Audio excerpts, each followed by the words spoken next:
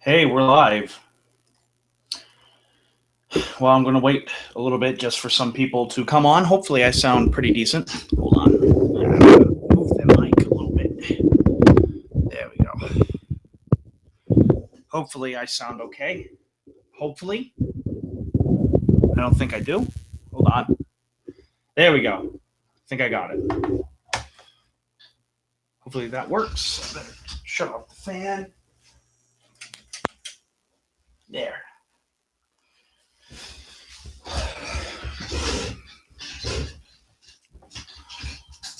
Oh, now I got to promote it. And then we'll start this puppy right up.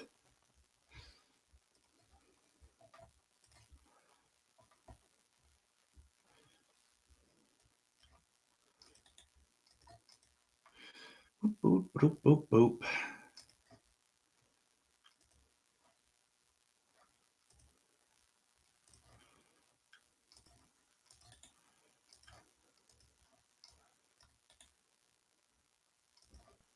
A little boring right now, I know. But once I get done promoting her, I'll be up and running. Hello, Atomic Stick Figures. I'm glad you are joining me. Jacob Baker, once again, I thank you so much for that wonderful Christmas gift. That was really amazing, and I wasn't expecting that at all. I thank you so much for that from the bottom of my heart. Absolutely beautiful model as well.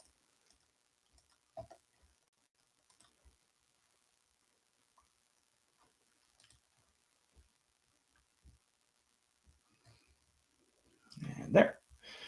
She is now live on the AN Productions Facebook page.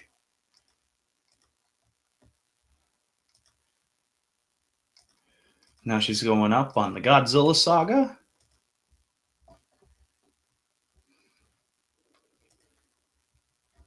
What I like to do with these live shows, because unfortunately, a lot of times when we're editing stuff, we kind of get to edit out a lot of the fluff that kind of takes place inside the video, a lot of the ahs, the ums, the pauses of thought, and so on and so forth.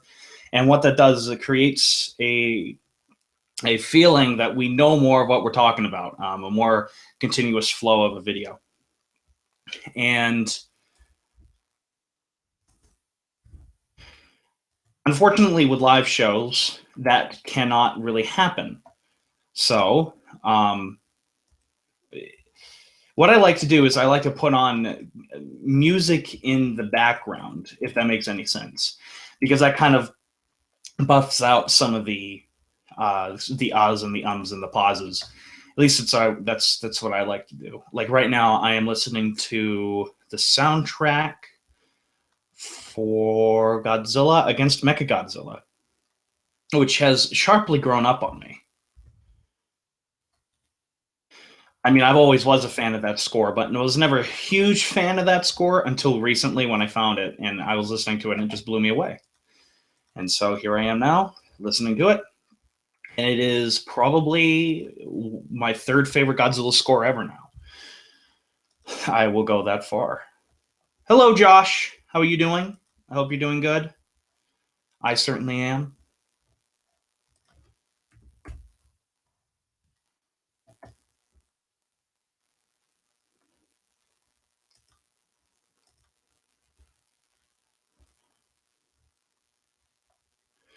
It's actually really nice out tonight.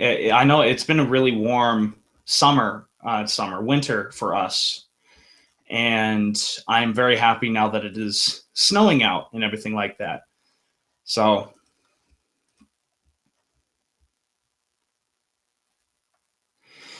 yes. What was her name? Michiro Oshima. She is an amazing composer, and I only recently Michiro Oshima. I only found out recently composed the music for Full Metal Alchemist, which is an anime that I'm going to get into very, very soon.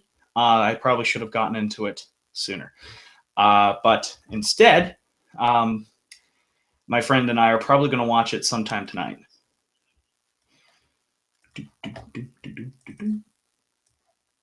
Just get that up and running.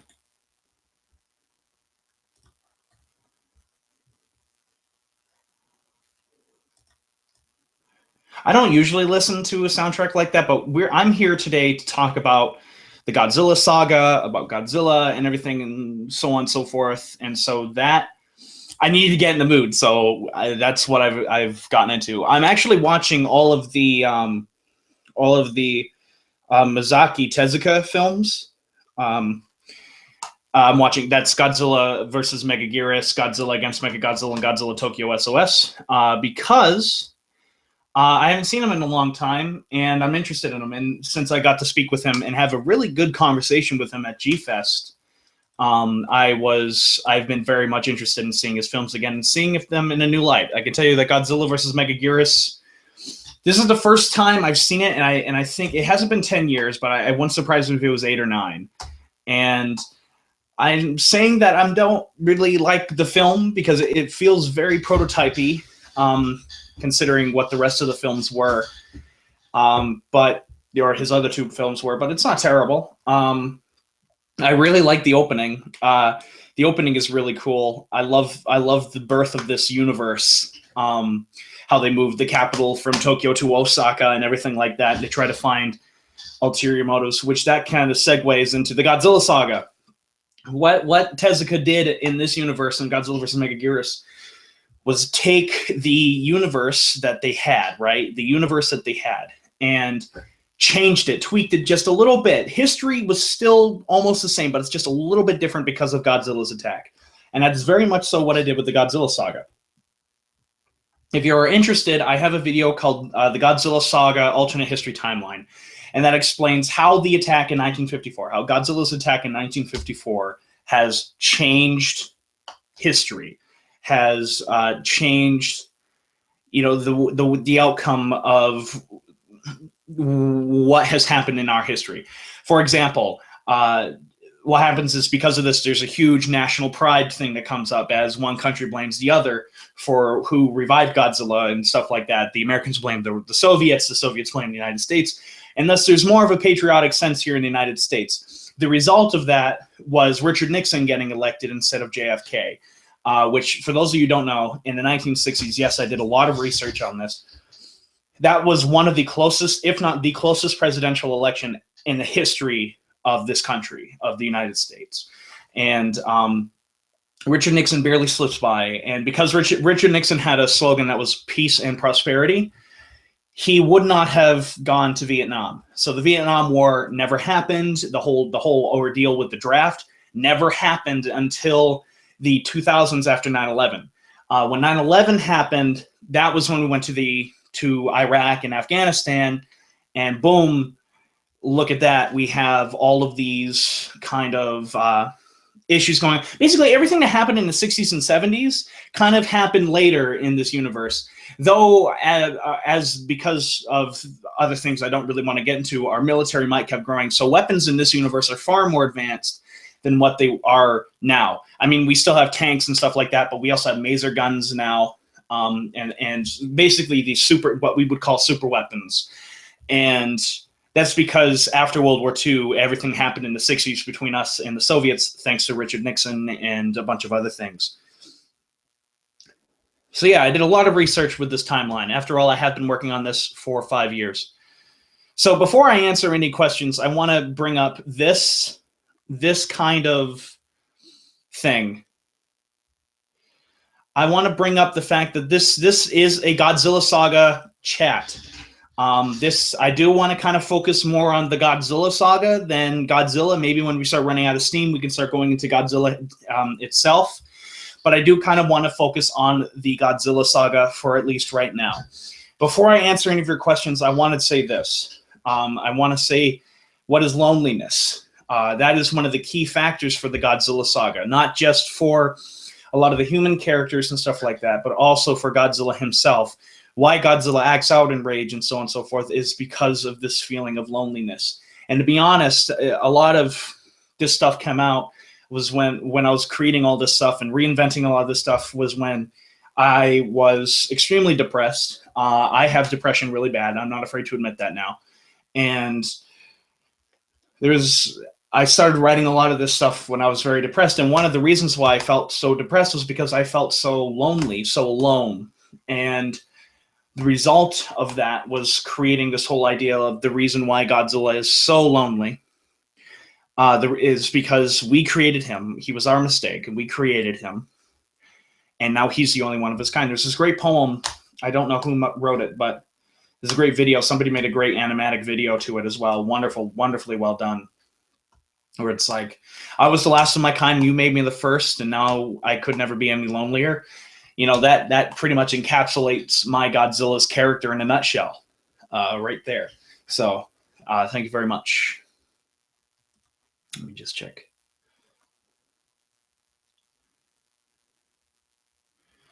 So, thank you all for joining me. Wow. Yeah. I am Adam Noyce, for those of you who don't know. My name is Adam Noyce. I am the author of the upcoming book series, The Godzilla Saga, which is split into 4 novels. The first novel is Godzilla and King Kong. The second novel is Godzilla versus Biollante. The third novel is Godzilla versus Titanosaurus. And the last novel is Godzilla the Immortal. The first book takes place in the year 2029. The rest take place in the 2040s and 2050s. So there is a time gap between the first book and the second book. This is a very ambitious series that I have been working on literally since I was in 5th grade. So this would be, yeah, it'd be 10 years because King Kong 05 was just released. It would have been 10 years. I've been working on this series, and I have developed it in such a way where it's probably the most in-depth thing I've ever created. I don't think I've ever put this much effort into anything in my life, as much as I have into this universe here. The Godzilla Saga is my baby. I mean, sure, I'm basing it off of a copyrighted character and so on and so forth, but the Godzilla Saga is my brainchild. This is my magnum opus. There is a lot of universe stuff that I've created. I've even created, the pay rate for G-Force. I have all of their uniforms lined up and their colorings, their ranks, and everything like that. I have the command structure all laid out. I have this entire universe laid out. Economic structures of countries and so on and so forth because of Godzilla's attacks. You know, who's the president, who's running this country, who's running this, who's running that, and even what has happened or what I foresee is happening in this universe that I've created. And that is including rewriting the entire past from 1954 forward. I've completely rewritten the past, basing it off of what happened, but just slightly tweaking it, because I am a subscriber to something called the butterfly effect. And the butterfly effect is if you changed one thing in the past, then in the future, it's just going to kind of spiral and cascade. And the result is going to be a different future. I am a subscriber to that. And so the Godzilla attack in 1954 wasn't just, stepping on a butterfly, as Ray Bradbury would say. Stepping on a butterfly in the Godzilla attack was is basically Japan getting nuked again. This would have, without a shadow of a doubt, caused much international struggle. This would cause a lot of shit to happen. And so as a result, point A goes to point B, point A goes to point B goes to point C, and so on and so forth. And it's kind of a snowball effect. And as things go along, history now has changed. It's still a recognizable future that I've written, but it is not the future we live in now, if that makes any sense whatsoever.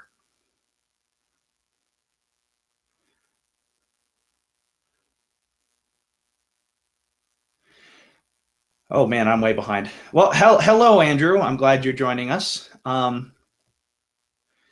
As I just said, the Toho Society, to answer your question, his question is, do you think Godzilla 2016 will be like the 90s version, will be thick like the 90s version or thin? I guess he's talking about the Godzilla design. I think this is going to be a very bulky design, judging by the head. I think it's going to be a very bulky design, reminiscent of the 54 design, because the 54 design is the 54 Godzilla design is one of my favorite designs. It's really bulky, though mainly because they couldn't help it. Mainly because they had no other choice but to do it that way. So Hold on, I'm just taking care of something. I apologize.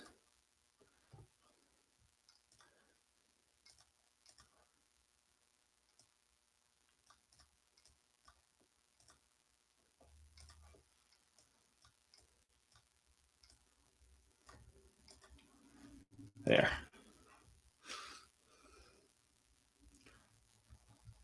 Kaijin Noir says, "What's up?" You see, that's how far behind I am. I don't know what's up. I'm doing a live show. It's snowing out. It's cold. My dog is crying because my parents aren't home. It's it's a mess. But what a good time to do a live show. My poor dog. He's got such a problem. Me Perkern has a question. Oh shit, I know who that is, and I'm going to ignore him the entire night. And you know who you are. So, hi, Matt. Atomic Stick Figure Productions. The Godzilla Saga has heavy religious references in it, such as Evangelion, and I'm curious as to what draws you to interject such material into a kaiju story. Well, to be honest, there isn't much for religious symbolism, actually, in the Godzilla Saga. I've actually, in these recent drafts that I've kind of penned out, I have toned it down. And that's because I'm also, at the same time, drawing out the outline in the universe for something called the Mothra Saga. That's where you'll see a lot of religious symbolism. However, in this, there isn't much for religious symbolism at all. I've cut out kind of a lot of those tones. The heavy tones of Evangelion are still there. Evangelion was a huge inspiration for me when it came to a lot of the technology, especially in Godzilla the Immortal, in terms of what's going on in the world and everything like that, where everything kind of builds to a head and everything just kind of falls apart. That was the whole point of the first book. Godzilla the Immortal, the final book, not the first book, you fucking retard. And so I toned a lot of it down. Gamera does have that kind of design. If you don't know what I'm talking about, go on the Godzilla Saga and look at the Gamera design. Gamera does have kind of that design on his chest, but that's just to sort of drive the point home that he's kind of the Christ figure or what becomes the Christ figure of this story. He's kind of the savior of this story. That's all that which is very Evangelion in itself. So that's all I really have to say for the religious symbolism in terms of this. Hedora the douchebag says hello. Hello, Hedora. Okay, so Sapphire Night Productions ask, okay, so what would each individual Godzilla's roar sound like? Would you try to go for something new but familiar, or mixing it with already established roars? Well, that's a good question. I like the Godzilla 2014 roar, but I would never fucking use it in any of my stories or for my Godzilla whatsoever. So what I'd honestly do is I'd go with the 84 roar. Flat out just use that roar. I love that roar. I think it's good enough. I wouldn't use anything else. I'd use roars from the Heisei series, specifically the first 3 movies, Godzilla 84, Godzilla vs. Biollante, and Godzilla vs. King Ghidorah. And that's it. I am okay with those roars. I don't think you need to change any of them. It's kind of like, they're kind of like the Gamera roar, in my opinion. You don't change the Gamera roar, cough, cough, Gamera the Brave. But you look at it, you just keep it the same. I mean, that's what Shizuke Kaneko did with the Heisei Gamera trilogy. So that's what I do with Godzilla, is I just use the 84 Godzilla roar. And I think it fits my specific Godzilla, personally. So no, I would keep it. I would keep them very much so the same. And hopefully, when I release the really in-depth audiobook for each of these, I'll be able to use said roars because it's what I'd stay with. I think the 84 Godzilla roar itself is a very terrifying roar. I think it's the most terrifying one. Do I think it's the most cinematic one? No, I think the most cinematic Godzilla roar comes from Godzilla 2000 or the Millennium Godzilla ones. But in terms of how frightening and the tonality of the roar, I think it's the 84 roar. That's the Godzilla roar for me. Though I'll be honest, I wouldn't. Well, granted, the 84 Godzilla did this as well. I wouldn't mind going back to using some of the original Akira Fukube roars, the original 1954 Godzilla, because I like that roar too. It's so unearthly and so unnerving, and it sounds inorganic, which is exactly what Godzilla is. So I would go for that with him as well. So I might use some of them as well.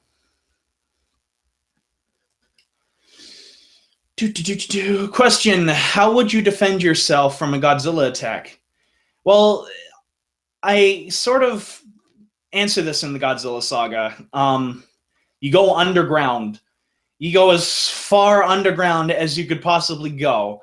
That is the greatest defense you could possibly have against a 280-foot tall giant fucking radioactive lizard that could irradiate you in a millisecond. Is to go as far underground as possible. In fact, that's what I do in the Godzilla Saga. Is people go underground. There's no real any other place to go other than in the subways or even in shelters further underground, such as the ones that Japan has. Japan has, I describe in Godzilla the Immortal, Japan has a lot of underground sort of tunnels that they can use to hide people in case of a Godzilla attack or in case of an attack in general. So that's exactly what it is. My dog is barking, and I'm okay with that. So yeah, you go underground. Gotta take care of something else. Do.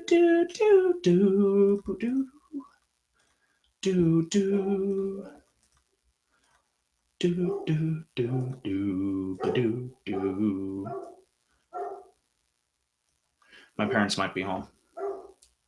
Doesn't that make me sound really mature?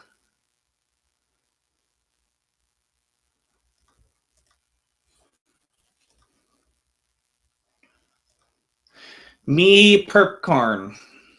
I'm just going to keep ignoring that.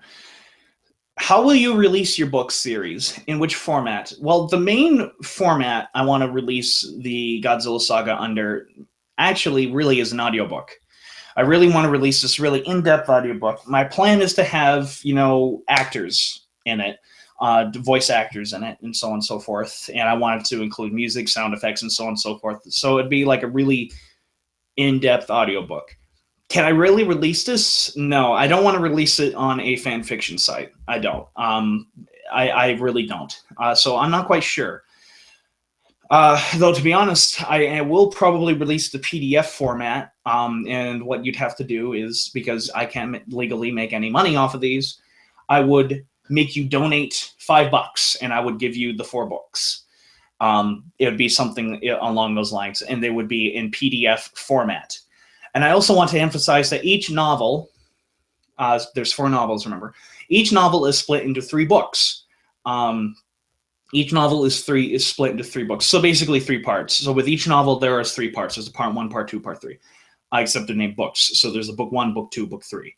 And Godzilla vs. Biollante, for example, there's a book 1, book 2, book 3. So on and so forth. And I would release it into, basically each novel I give out would be 3 PDFs. And there you go. It'd be beautiful.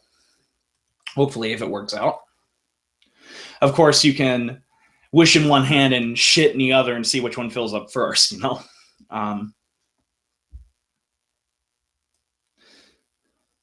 Greetings, Adam. Oh, look, it's Joseph. Joseph Shazam the Puss. I'm so glad you're listening. Crank out your questions. Any question would be great.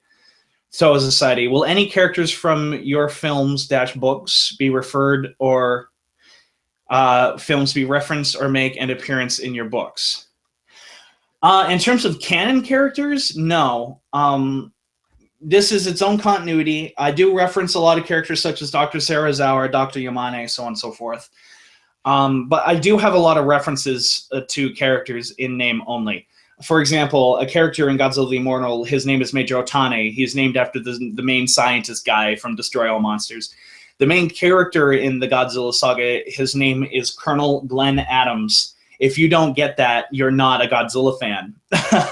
Then there's another one whose name is Nick Bowman. He's a fighter pilot for the G-Force, the main weapon for G-Force, which is the SY-3. I fucking love that ship. That is like my favorite ship ever designed by Toho. Oh my god, I adore that design. It's so beautiful. The Kitan goes right underneath it. For anyone who's wondering. But a lot of characters are, in terms of like existing characters in other continuities, no, they're not really brought up. You'll recognize names. Because they're references. I pulled names here as a nice reference here and kind of combined them here, and there's a reference there. For example, one of my favorite characters that I've ever written, period, his name is Daisuke Shindo. You see where I'm coming from.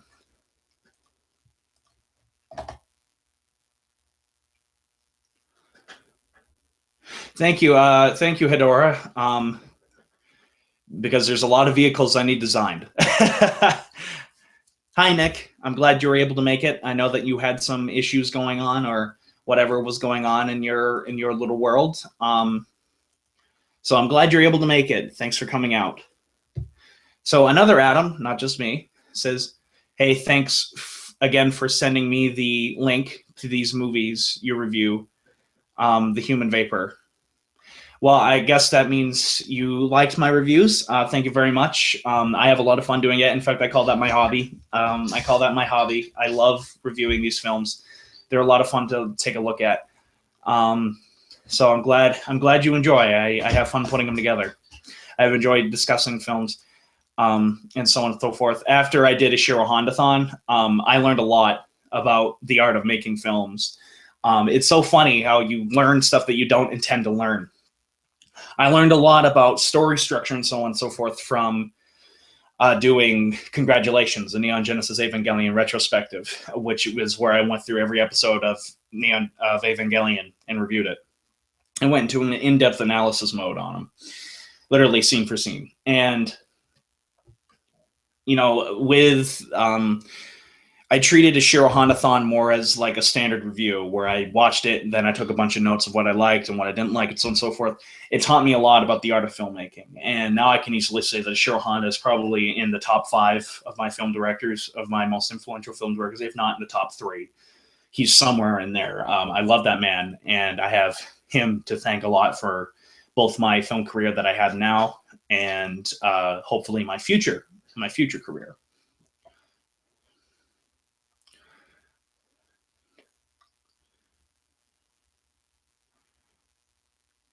Everyone's saying hello. Hello, everyone. For those of you who missed, thank you for coming out in the support of independent books, in the support of independent art, and so on and so forth. Thank you for coming.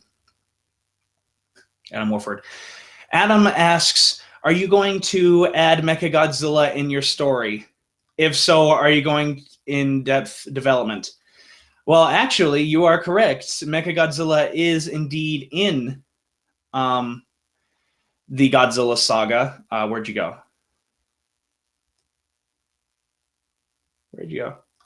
Yes, Mechagodzilla is indeed going to be in the Godzilla Saga.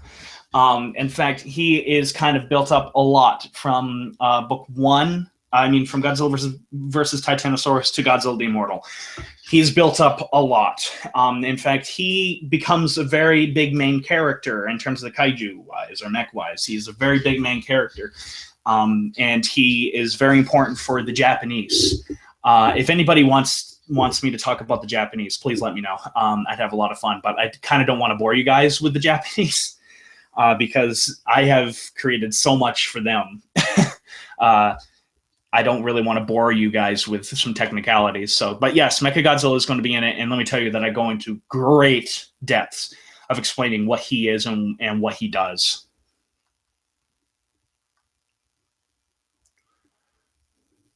So Hedora the Douchebag asks a very complicated question. He asks, how are you going to show the emotion of the kaiju characters?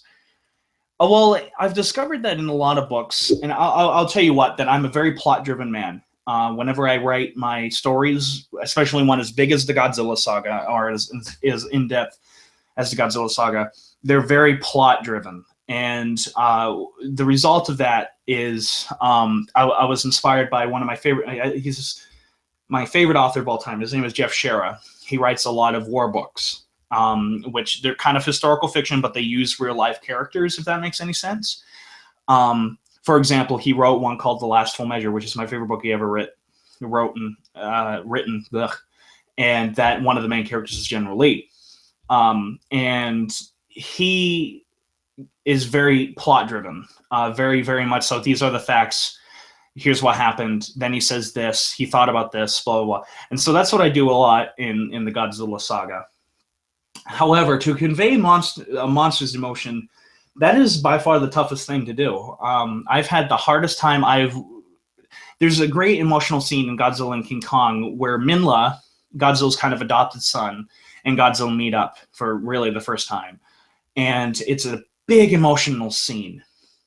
And so what I did was, instead of writing it from the point of view of the monsters, which I tend to, instead of doing that, because that's how I originally wrote them, I went back and rewrote every single scene that's an emotional thing for the monsters. And instead of presenting it from the monster's point of view, I presented it from the human point of view. And for example, when Minla and Godzilla link up for the first time, I won't tell you how, it is, you have this woman, her name is Sarah Connolly, and she is very interested in Minla. And so she has she's kind of like the Miki Sagusa, I guess, of that without her telepathy. There's no telepathy in this movie, by the way, or in this saga, by the way. None of that magic stuff. That's for Dungeons and Dragons. But so I wrote it from her point of view, and the result is her being very emotional herself. And because she's very emotional, she sees and experiences everything very emotionally. And that's usually how I try to convey the scene itself. There are many, many sequences in the Godzilla saga that are very emotional. And so that's what I did. I presented it instead of from the monster POV, because I've read a lot of fanfics. I'll just say it right now. I've read a lot of fanfictions. They're garbage. And actually, when I presented the rough draft for Godzilla and King Kong, the first book of Godzilla and King Kong, which I released the audiobook a while back for, which is just me talking into a microphone. A lot of people complain that you didn't focus enough on the monsters, you focused on the human. You focused on the humans. I personally can't stand it when a book focuses on the monsters. Like those old, you see their covers all the time, those old books about Godzilla and so on and so forth, they're all written from the monster's point of view. I hate that. I don't like diving into the monster's mind. I like being able to see humans look up at him and could say, oh, Godzilla was thinking about this, or Godzilla was clearly looking for this.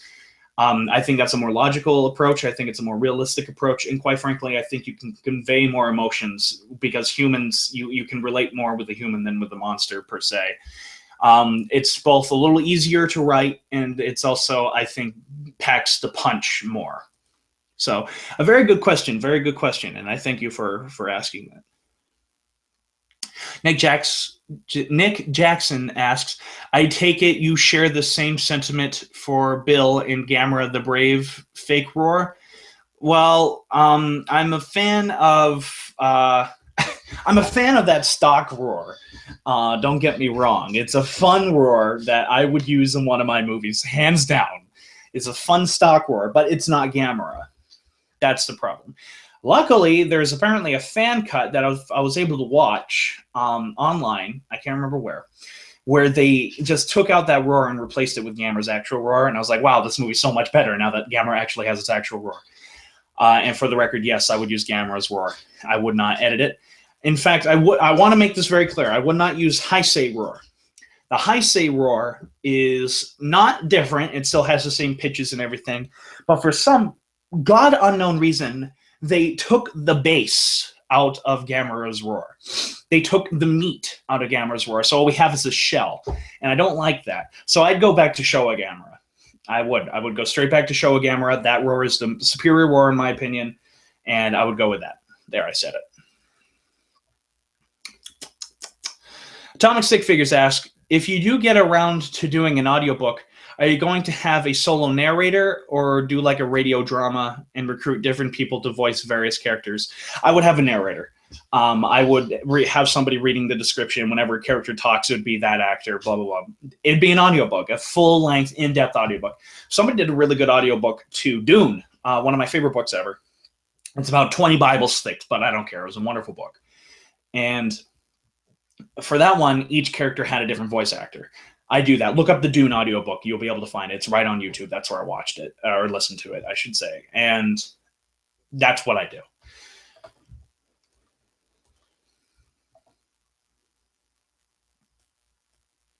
Shazam the Puss.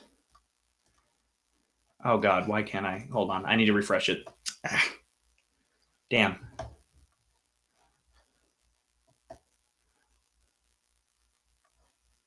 Hold on, let me go back up. Shazam the Puss asks, are there any references or homages to specific Godzilla movies within the Godzilla saga? Oh my God, there's too many to count. If you read Godzilla and King Kong, the first one specifically, there's so many Showa era Godzilla references in it. For example, there's like this party scene where this character's getting drunk because he knows he's going to die. The music that I want playing in the background is from Godzilla vs. Hedorah. There's countless references, countless homages in the film. In fact, Kong's character is based off of Sanda's character. Is in a nutshell. That's why I said that if I make these into movies, if I can't get the rights to Kong, I will easily rewrite Kong to be replaced with Sanda, the brown gargantua from War of the Gargantuas. And, that's what I do. So once again, I'm just looking at the view counter. Thank you all for coming out. I'm glad you're here. Feel free to ask your wonderful questions, and I will answer them all truthfully and as honestly as possible. And hopefully I will not bore you all to death. But I have countless in there. Joseph. Nick Jackson, did Pacific Rim inspire your going underground to invade? No. Pacific Rim actually hardly inspired me at all with this. I created these outlines and everything like that long before. I created this universe long before I'd watched Pacific Rim. So no, Pacific Rim has hardly any influence at all on the Godzilla Saga, Pacific Rim itself. So no, sorry if that lets you down.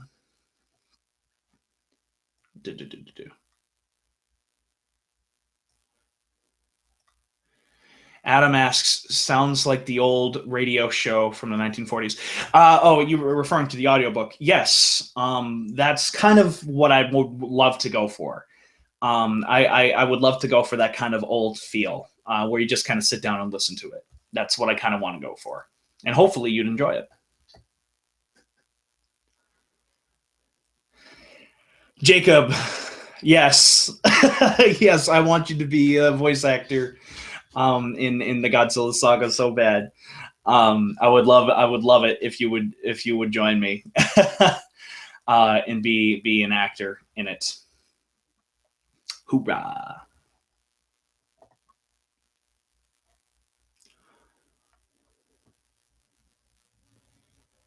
Kaiju Noir, thank you, Kaiju Noir. Kaiju Noir asks, have there been any writers that have helped shape your style of writing?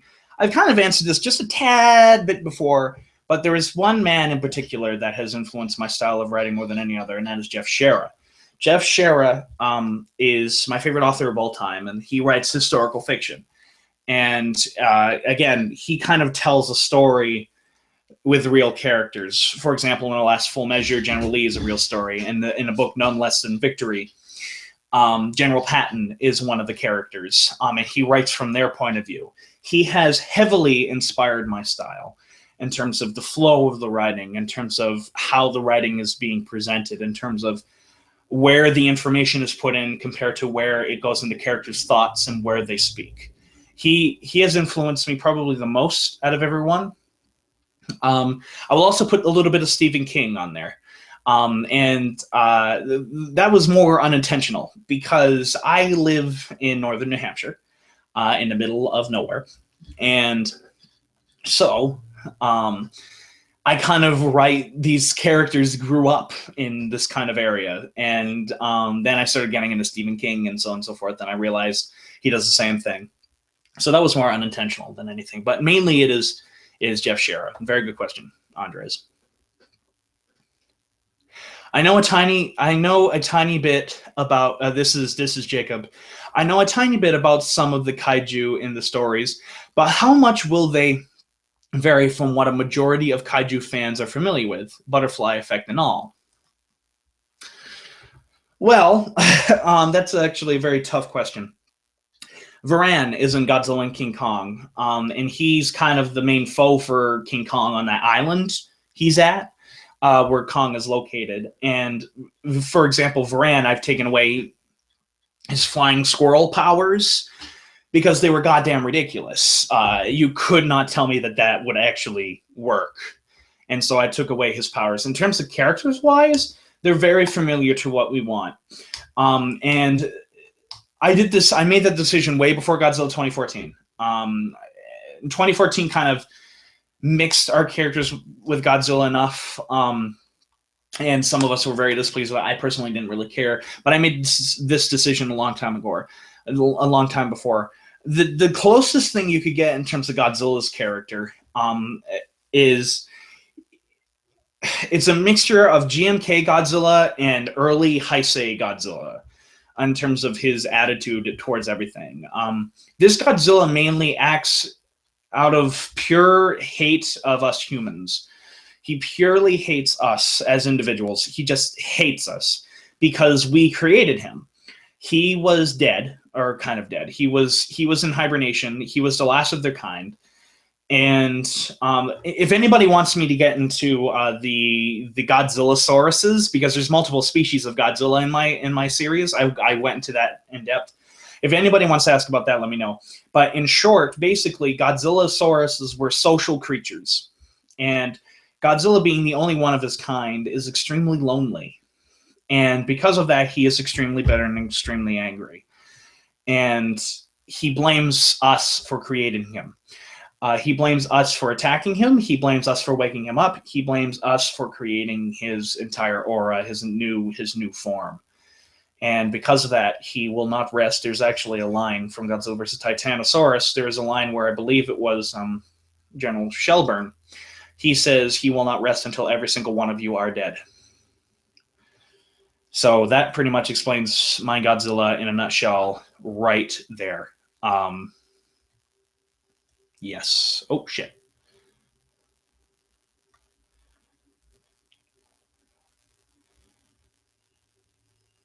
So I didn't vary much from what the fans wanted. It's because, quite frankly, a majority of what the fans want, I also want.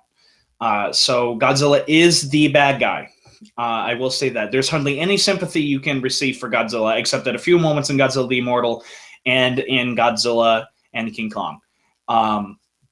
Godzilla is a fucking murderer. He just obliterates everything. And for reasons I've gotten into earlier. Let's see. Sapphire Knight Productions ask, like Jacob, I'll throw my hat in to narrate your books.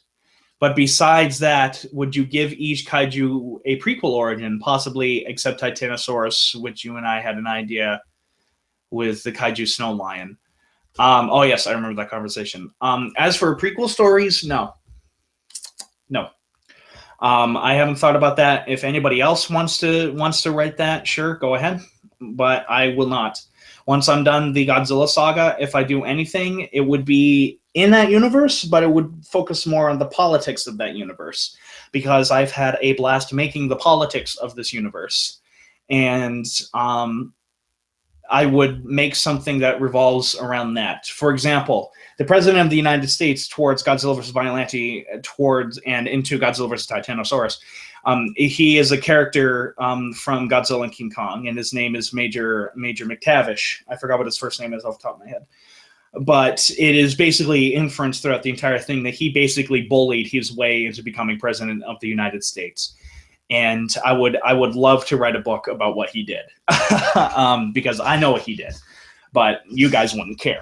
That's how everything runs with this character. I got my light. Yeah. Yay.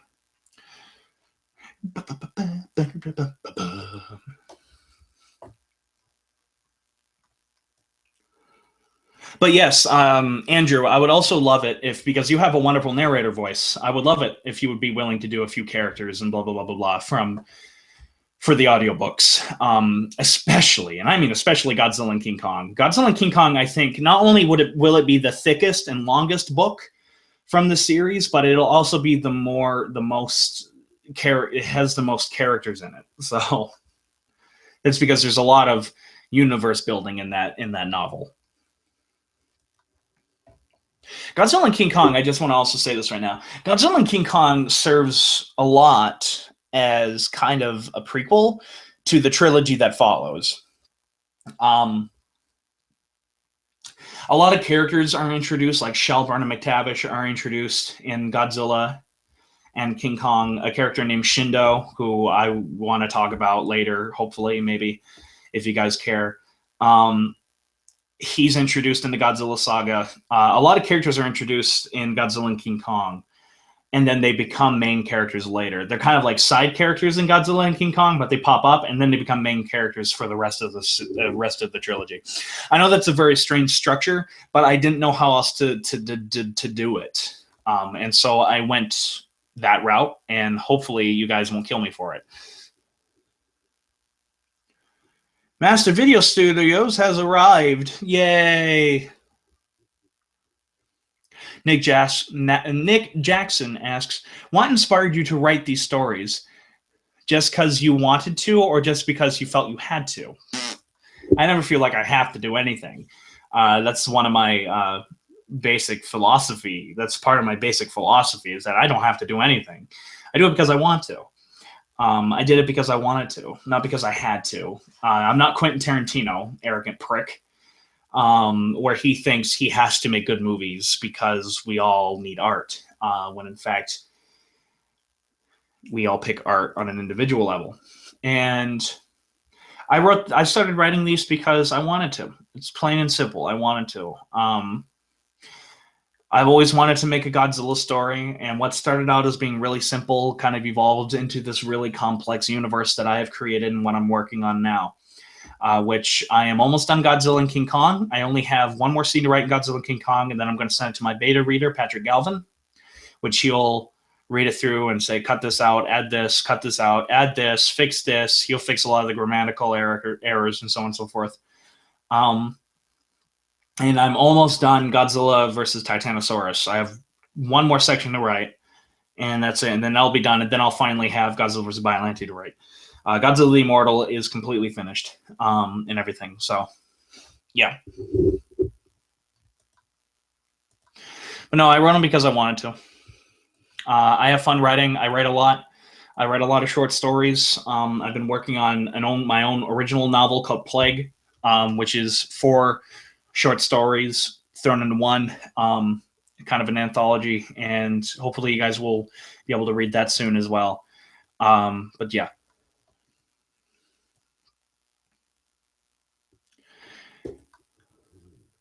Francois, I guess that's what your name is.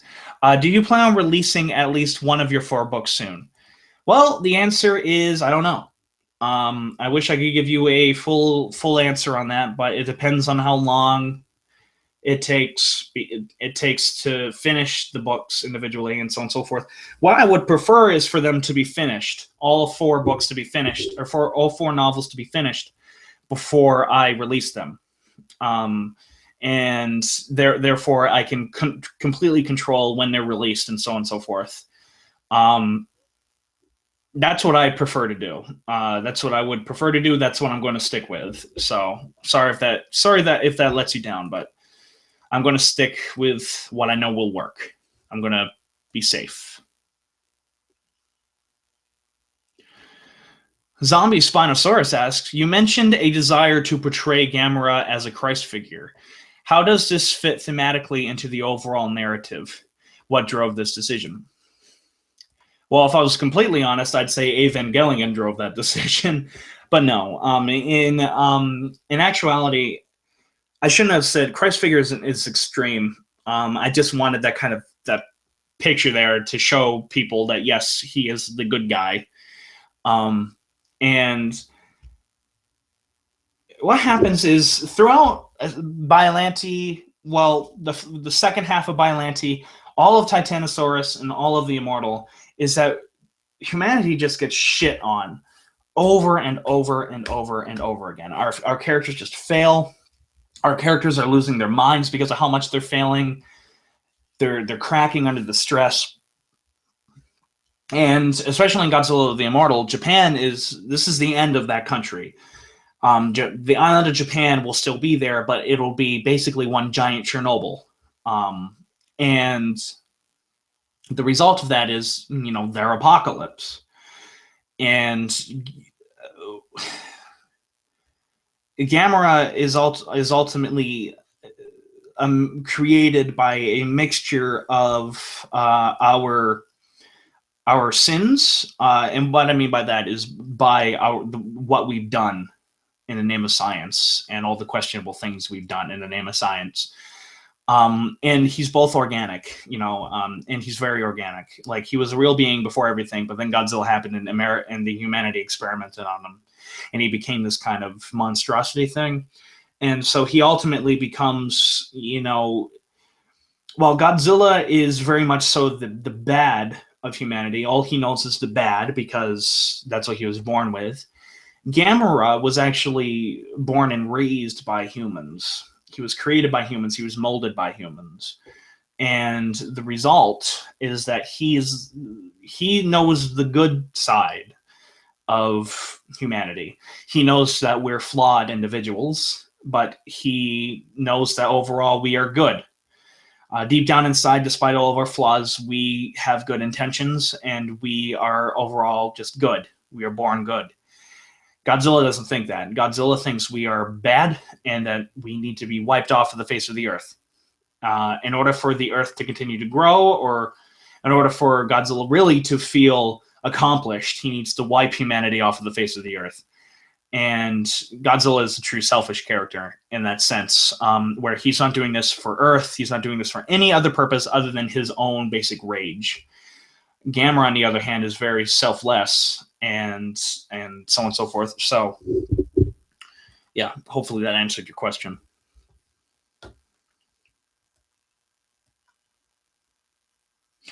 Hedora the Douchebag asks, can you describe what Biollante will look like? Well, if you go on the Godzilla Saga official Facebook page, you will actually find a picture of Biollante there, and that is the official design of Biollante. It is labeled, and it was drawn by the wonderful artist Jacob Baker. Now, Jacob Baker likes to think that he's a terrible artist, but he's not. He draws like a damn saint, and it's amazing. And he did an absolutely wonderful design. It took him a couple tries, but, he nailed the design eventually, and it's what I want. In terms of describing him, Biollante in the Heisei series is kind of a good girl. She fights Godzilla because of reasons, and she only attacks people who are bad. And so she's a good character. Not in mine. In my Godzilla vs. Biollante, the second book of the Godzilla Saga, he is just evil. I'd say even more evil than Godzilla. In fact, I want to explain this right now, that there are two Godzillas in the Godzilla Saga. There's the one from 2029, and then there is Minla from 2029 who grows up to be Godzilla. And Minla is the Godzilla for Godzilla vs. Biollante through Godzilla the Immortal. And at the beginning of that, Minla is very much so like an innocent character. And he represents innocence throughout the book. And the result is he's innocent at the beginning of Godzilla vs. Biollante, and then when Biollante attacks him for reasons that I could get into if you guys wish, but I won't right now because I'm afraid I'd bore you, Biollante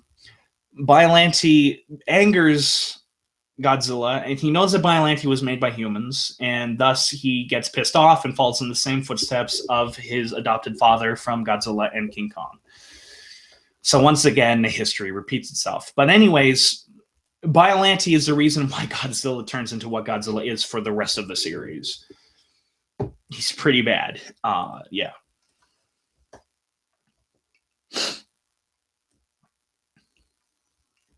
Adam says I'm doing a pretty good job so far. Thank you. The Toho Society asks, how long does it take for you to design a monster for your books? Well, I don't really design them.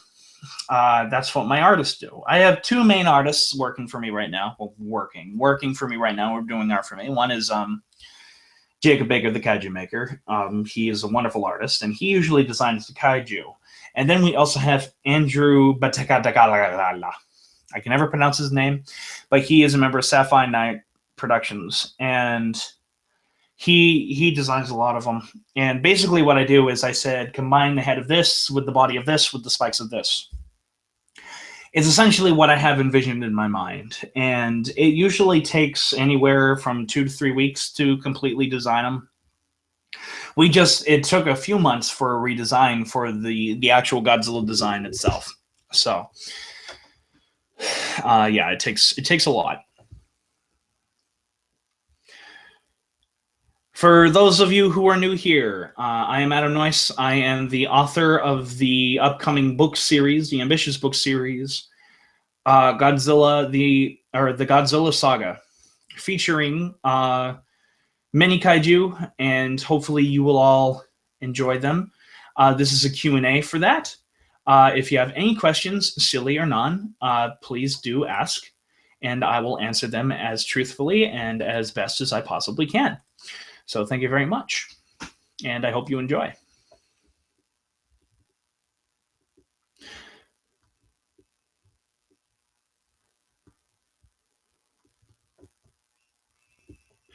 Nick Jackson asks, what got you into Godzilla and kaiju films in general? It was King Kong. I saw King Kong when I was a little kid when my cousin rented it from a former movie rental system called Movie Gallery, and that got me into giant monsters. Also, Ray Harryhausen got me into giant monsters, Seventh Voyage of Sinbad and Jason and the Argonauts specifically. But it wasn't until I watched Godzilla versus Hedorah, aka the Smog Monster, that I really got into the giant monsters. And ever since then, my father showed me it, and ever since then, he has created a monster himself, and it has basically dictated my life ever since then. So if it wasn't for that day, my life would have been completely different. Funny how things work that way. A single day.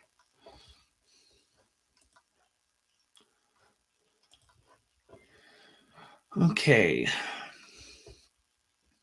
Adam Warford, look forward to your audiobooks as soon as they come out. I hope you do. I know I'm going to put a lot of effort in them to make sure that they are as good as humanly possible. And I want you all to enjoy them. Because these are stories that I would love to read. These are stories that I would love to pick up and read and listen to. Hopefully you will all have the same opinion. I hope I can entertain you, I guess, if that makes any sense, because, well, I guess I'm a little selfish in that matter. But thank you.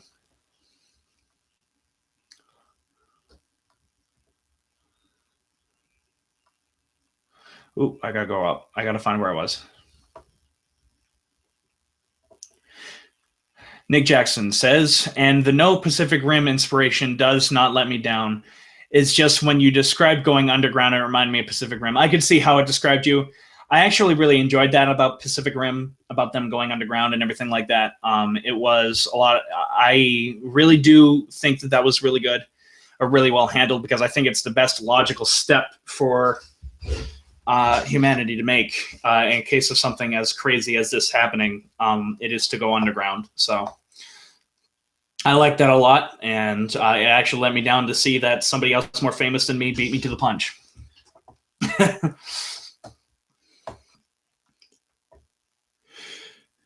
Gojira King 1989 says, if you make these books in films, which version of Godzilla's theme would you use? Well, I'd make my own. I would use Akira Fukube's as much as possible. Actually, this is actually a really good question. For Godzilla and King Kong, the film would feature nothing but recycled Akira Fukube music. That's what I've envisioned for that book. That's what I want with that book. That's what I want with that movie.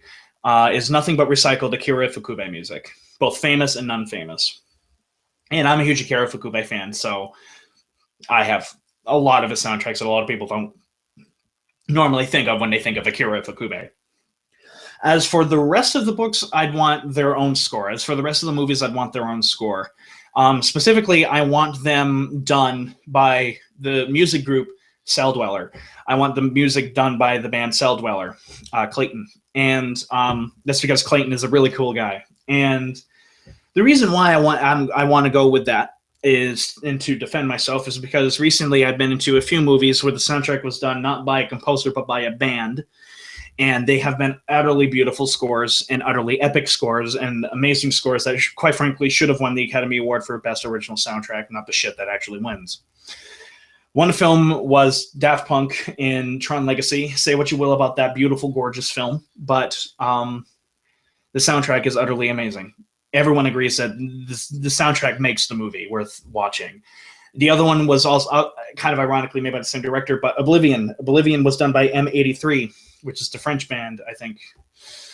And they made that score utterly amazing and everything like that. To a much lesser extent, I went with Dune, the 1984 Dune. Say what you will about the movie, the soundtrack is amazing. And when I found out that the soundtrack was made by Toto, yes, the Africa band, I'll Bring the Rains down in Africa. That soundtrack is epic and amazing and fits that movie perfectly. And so I decided after that I really wanted a band to do the music for this movie. And I chose Cell Dweller because not only that, but Clayton, the guy who formed Cell Dweller, is a huge kaiju fan and loves Godzilla. And in fact, he has a Godzilla model in his recording room. So yeah, I would love to have him do the music. And if I had to use any theme for the Godzilla saga, other than for the first Godzilla movie and sprinkles throughout the other three, I would actually not use the Kira Fukube's theme.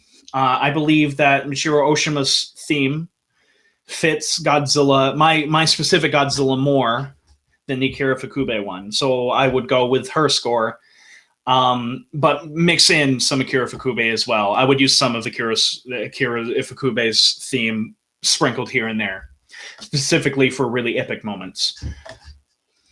Really good question. Sam the Puss asks, will Mechagodzilla's portrayal be more akin to the 70s incarnation? I ask because Showa Mechagodzilla is the ideal character of this monster, with his depiction as a sinister villain is at its peak. No. No. In terms of his design, I'd say he's a cross between Showa Mechagodzilla and Kiryu. Kiryu is my favorite Mechagodzilla design, and I'm not afraid to admit it. And it's also my favorite incarnation of Mechagodzilla. But I can't really go into too much about Mechagodzilla without going into spoiler territory. But Mechagodzilla, in mine, is basically a tool. Or it's created to be a tool. It becomes something else, but it's created to be a tool for humanity to use to fight off Godzilla. You see, what happens was there's this man by the name of Daisuke Shindo who has essentially become, for reasons, became the dictator of Japan. After a horrible cataclysmic earthquake known as X Day, where all of Parliament was in session that day, and all of Parliament was killed. Basically, a power vacuum was created in Japan, and a guy named Daisuke Shindo, this is just glancing over it, a man named Daisuke Shindo basically created the power, or basically took power, because he had the most resources at hand. And he formed Japan into what it is in the Godzilla Saga. And the result was that when Godzilla returned for the second time in 2045, he knew that eventually this Godzilla, because of the species it was, would eventually return to Japan. And so what he does in secret is he builds Mechagodzilla. He does this completely in secret, out of the public eye, out of everyone's eye, because it's a clear violation of the treaty that ended World War II. And so he does this completely in secret. And so basically it's just created nothing but as a weapon to fight Godzilla. That's all it is. It was done mainly as well for psychological reasons, because by then they know that Godzilla is lonely, I guess, that Godzilla is alone, because they found that out with Godzilla, with Biollante. You see, Biollante knows that Godzilla is the only member of it's the only thing that can really threaten its existence. And so what Biollante does is, Godzillas have this kind of silent, I was inspired by elephants. Godzillas have this thing where they can hear the sounds they can communicate with each other in a sound frequency that we humans cannot hear. The elephants do the same thing, and they can carry for miles and miles and miles and miles and miles. And so the Godzilla ones I just emphasize like crazy. The more emphasize that in prehistoric era, they were more of a social creatures like velociraptors than anything else. But anyway, so Biollante, being part Godzilla, calls Godzilla over. Godzilla realizes that he was tricked, and that angers Godzilla. And that was when Japan was like, oh god, we have something here. So Godzilla was built not only as a weapon, but for psychological reasons as well. So I went into that in my Godzilla Saga. It's a fan theory that I liked, and so I ripped it off and put it in here.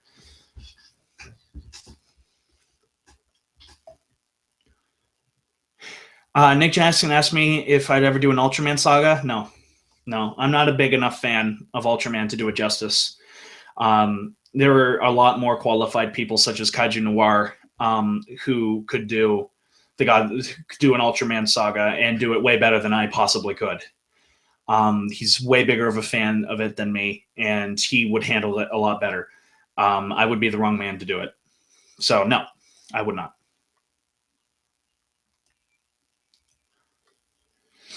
Perfect setting for Stephen King books. Be careful for any strange sounds. Not sure if that was a reference to anything, but yeah. Favorite Stephen King book is by far the Stand. I love that book. Oh my God, that book is amazing. But yes, thank you, Adam, for that comment. Sapphire Night Production says, I can't imagine how much Evangelion inspired the Godzilla saga, but were you inspired by other projects from Hideaki Anno? The answer is no. Evangelion didn't actually inspire this as much as you might think. It really did inspire more or less Godzilla the Immortal, the final book of the series, but nowhere near as much as what other Godzilla films and other war films and other war stories and so on and so forth have inspired the rest of the series. So nothing else of Hideaki Anno really inspired me. I didn't get into Gunbuster until I was well through and completed all the outlines for the Godzilla saga and everything like that, and I was tweaking stuff and rewriting stuff. So no, it didn't really inspire me too much, or none of the other stuff really inspired me too much. Domestic Figure asks, Godzilla being a pack animal was actually one of the things I was going for with GXG. Oh, I love that movie. It's such a fun movie. So since you're getting into that, I now have no more need to work on the film. I don't know if that's a good thing or a bad thing, Jacob.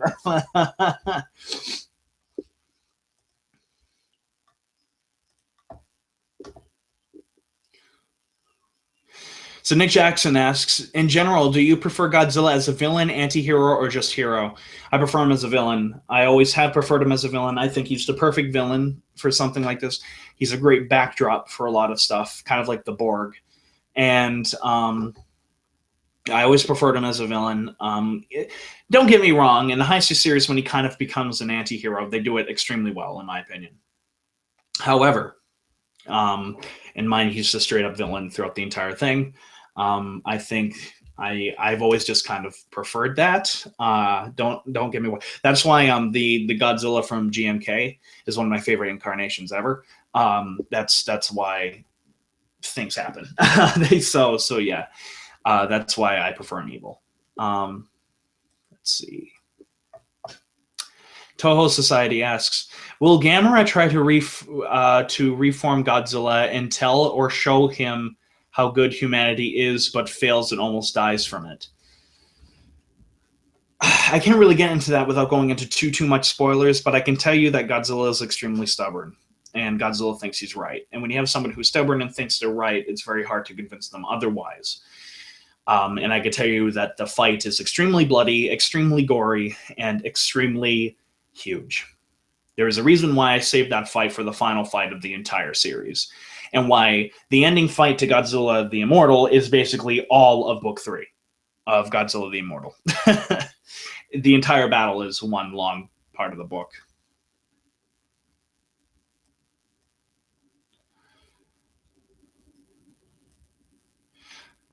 Jacob asks, so Godzilla believes that when humanity dies, the planet lives. OMG, Godzilla's Al Gore.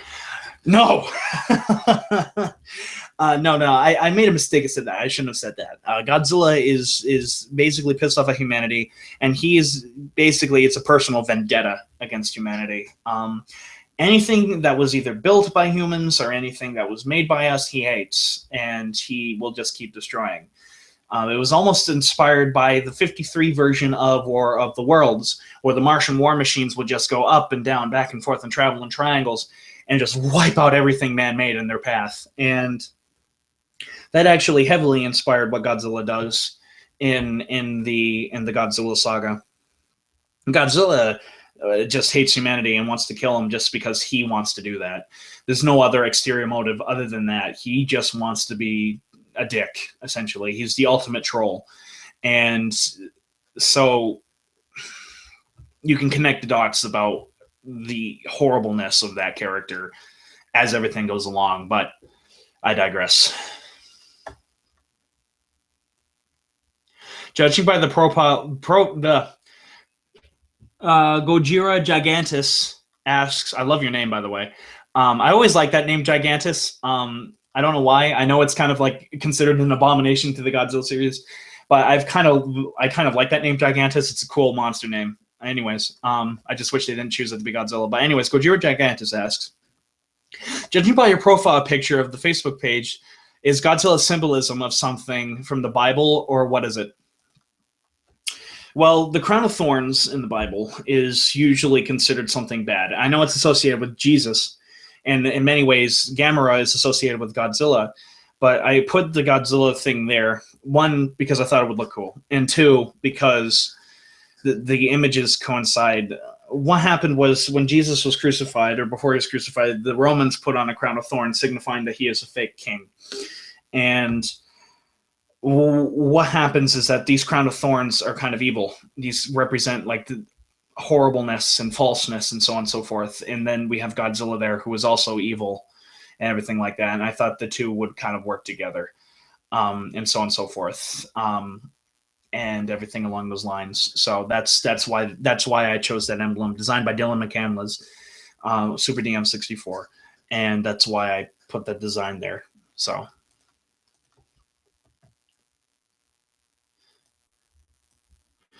Zombie Spinosaurus asks, in reference to my previous question, I would strongly recommend focusing on the dichotomy of Godzilla representing the bad in humanity and Gamera representing the good. Oh my god, you have no idea how much I went into that. You have no idea. In fact, I honestly think I almost went too overboard with it, so I'm going to wait for my beta reader to get back to me on it. But it's heavily brought up and heavily discussed and heavily debated within Godzilla the Immortal. I personally think I went a little too overboard, but I'm going to bring it to my beta reader to see what he thinks. But yes, it is brought up a lot and everything like that.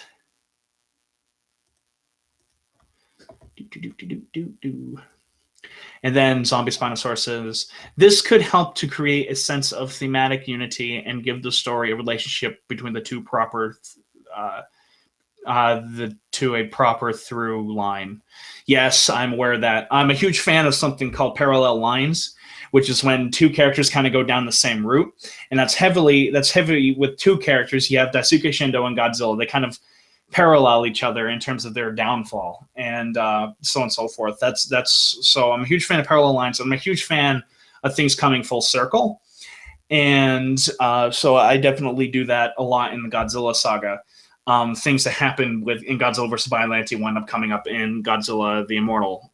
Things that happen in Godzilla and King Kong happen in Godzilla the Immortal. Stuff like that. Things come full circle throughout the book. I'm very big on that. So these books are also very heavy on continuity within itself. Basically, you need to read part 1 to read part 2. You need to read Biollante to read Titanosaurus. You need to read Titanosaurus to read Biollante. To read The Immortal. So they very much build off of each other. So that's very important. I would like to also put that out there as well. Let's see. Gojira King 1989 asks, does Godzilla die in Godzilla the Immortal? And if he does, could you explain how he dies? That goes into heavy spoiler. That goes into heavy spoiler areas or spoiler territories, but I will answer that question with one simple statement, and that is Godzilla will never die. Simple as that.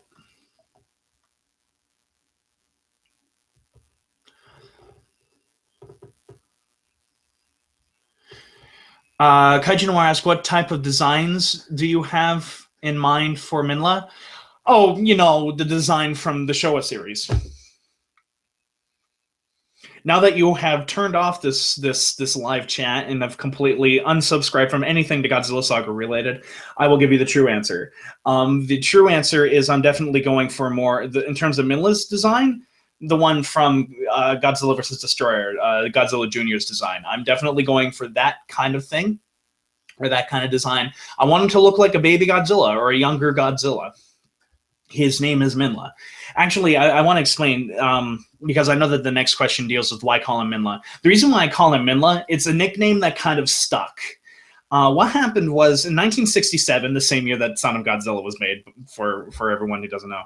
But anyways, in 1967, there's a character by the name of Ray Connolly who discovers this egg, and it's a hibernating Godzillasaurus egg. And when it hatches, they kind of raise it. They turn basically this island. I forgot the name of the island, but they turn it into basically Monsterland if only Minla was there. Like there's a shield pulled around it and everything like that, and protection. And it's basically an observatory to observe Minla. And so Minla, the reason why his name is Minla is because Ray Connolly's granddaughter, Sarah Connolly, who becomes a main character in Godzilla and King Kong, thought he was cute and said, don't call him Godzilla, call him Minla. This one's cute. And so it's kind of a nickname that stuck. And so that's what people refer, and people refer to him as Minla throughout the book to basically differentiate Godzilla from Minla. To me, if you just called one Godzilla and then Godzilla Jr., it feels too crazy. So I said, the people in this story decide to just call him Minla, just to make it easier on them. So yeah. Josh asks, I have 3 soundtracks for my Guardians trilogy. Let's see. The Guardians 1, Giant Icons United. The Guardians 2, The Rebirth of Barugon. And the Guardian 3, The Curse of the Three-Headed Dragon. I picked random music in order of each to fit. I've kind of done the same thing for the audiobook, where I pick sound pieces from here and there. What I did was I found themes that I liked. For example, in Godzilla vs. Biollante, I love the theme for Dune itself. And so whenever Godzilla appears, I use that theme for Godzilla.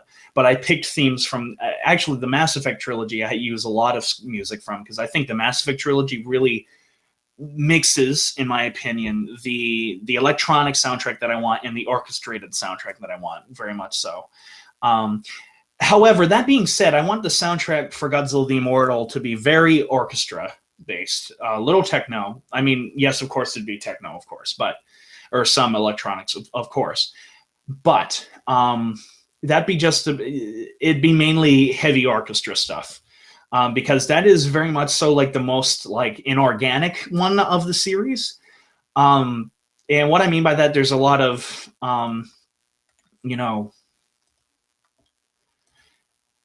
what do I mean by that, Adam? You said it. What I mean by that is that there's like a lot of stuff that takes place indoors in that. There's a lot of technical babble. There's a lot of techno babble in that. There's a lot of machines in that. And that's why I kind of wanted it to go into more orchestra, to kind of branch away from the technology stuff, the technology or the tech inorganic kind of music. Francois asks, do you read the Ultraman manga? The answer is no. I read no manga. I'm not a comic book reader. I'm not a manga reader. I'm done reading Attack on Titan. I've read the Evangelion ones just because I'm an Evangelion fan. I don't read manga. I don't read comic books. Sorry.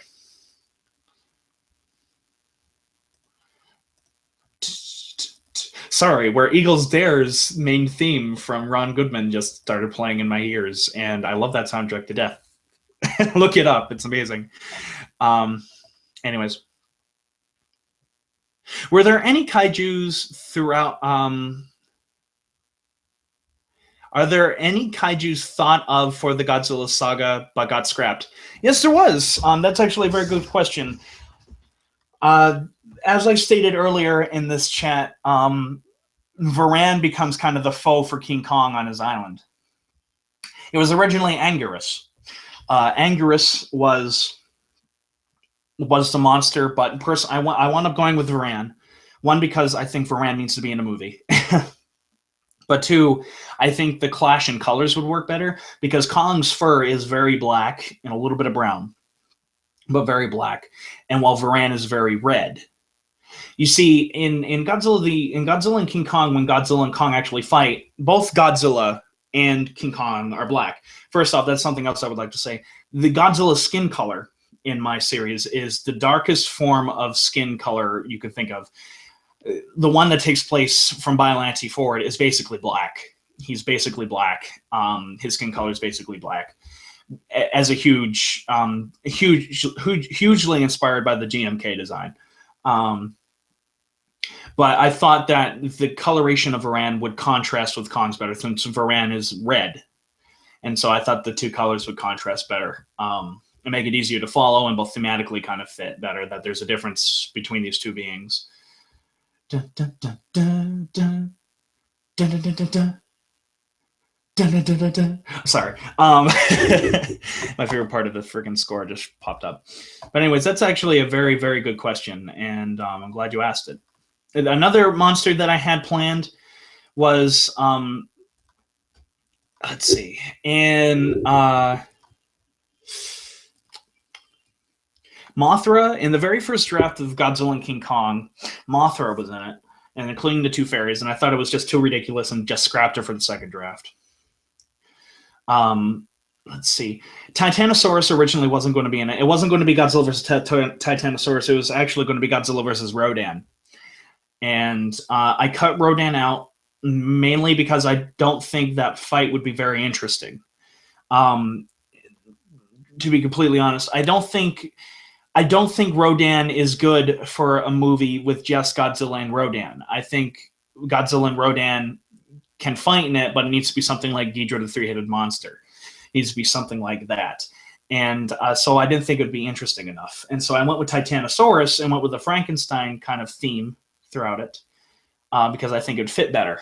And I thought it was more interesting. And personally, I think I made the right decision. Other than that, that's just about it.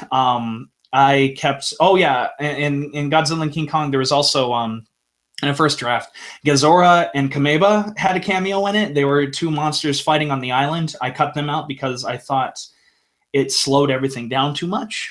And so I cut them out. But yeah, there were loads of other kaiju and stuff in it that I kind of cut out. But those, I think those are it.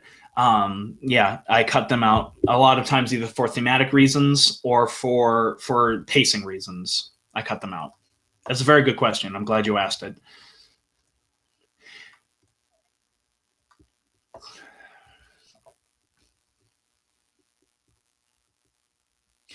Sapphire Night Production asks, okay, Nick Jackson, are you an Ultraman fan in any way? I know this question isn't Godzilla related, but I'd always wanted to ask you. I'm a huge fan of Ultraman Jack, and I'm a huge kind of fan of Ultra 7. I've seen Ultra Q all the way through, wasn't too impressed, but I'm not the biggest Ultraman fan. Mainly because I haven't seen much of it, and mainly because I don't have the time to really get into it. I like movies more than I like shows. That's because movies are more precise, more concise, and more to the point. Yeah, so I call myself a fan, but I'm not a big fan, if that makes any sense. Josh asks, they're on your channel, check it out. Oh, those soundtracks? Yeah, I'll definitely check them out. I'll look back at this and check it out, hands down. Gojira Gigantus asks, what size and scale are your kaiju from your book in? Well, I can tell you right now that my Godzilla is not 400 feet tall. I think that's fucking ridiculous. There's like big, and then there's like too big, and I'm like, that's too big. So my Godzilla... Well, as I said, there's two Godzillas. The first Godzilla is around 312 feet tall, the height of the Heisei Godzilla. And then the one for the rest of the books is 280. somewhere around there. And actually, I explain that because there's multiple species of Godzilla, as I explain in these books. The Godzilla that is from Godzilla and King Kong is a member of the North American species of Godzilla, and that's why he goes to North America. He's a member of the North American species of Godzilla, and they were dubbed Godzillasaurus giganticus, and they were a lot bigger. They were a lot bigger and a lot more massive, and probably a lot more powerful than the regular Godzillasaurus. The regular Godzillasaurus is the one from Godzilla and King Kong, furthermore. They were the ones that reigned in the Pacific area, and there's more species in that. There's another South American species, and there's one from Europe, the European area, and so on and so forth. But yeah, I've gone into a lot of detail about them. But the one that attacked Japan in 1954 was the regular Godzillasaurus, and that's what Minla is, and so on and so forth. And why Minla goes to North America and Godzilla and King Kong is because he hears Godzilla's call, that subsonic frequency that we can't hear. He hears that call, and it's like, oh my god, another one of my species. I thought I was alone. And he goes to North America to find him. It's a very touching scene when they reunite and everything like that. I'm very proud of how I wrote that scene. So all of the kaijus are basically in that range. They're not the biggest, and I'm not afraid to admit that, but they're not the smallest either. So they're good in between. Personally, I think the monsters have gotten too big. I think they've gotten not like too big like the Ishiro Honda quote, but I mean they've just gotten too big. They're too big in the sense that I couldn't believe them existing or being able to function. So that.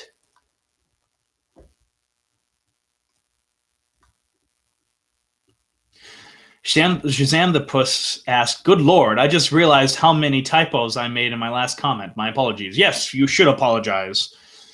No, I don't care. I make a lot of typos. That's why I have beta readers. Gojira Gigantus asks, "What scale are your kaijus from your book in? Showa Millennium?" Oh, I kind of answered that, but I mainly went with Heisei and late Millennium. The one, or late Showa, early Millennium. That's the height. Okay? There. Oh, late. No, I think I messed it up. I'm going to say it again anyways. Late Showa, early Heisei. There we go. That is the height scale of these monsters. There we go. I fixed it. Yay. I did good today.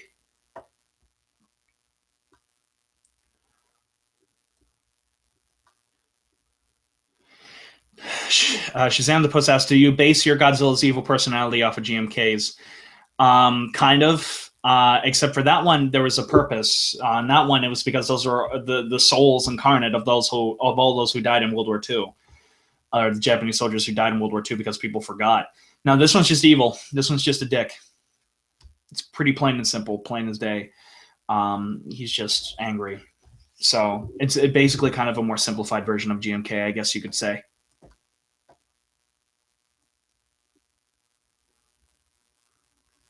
Nick asking this, "I have a really strange question and convoluted and odd origin for my Godzilla, for my version of Godzilla. Would you be interested in hearing it?" I would be very interested in hearing it. If you would just type me up on Facebook, I would gladly read it and give you my thoughts on it. That's what I do for a living, so I would love to hear it. Gojira Gigantus asks, "Shazam the Puss, he already said it's a mix between GMK." Oh, well, nobody yell at each other.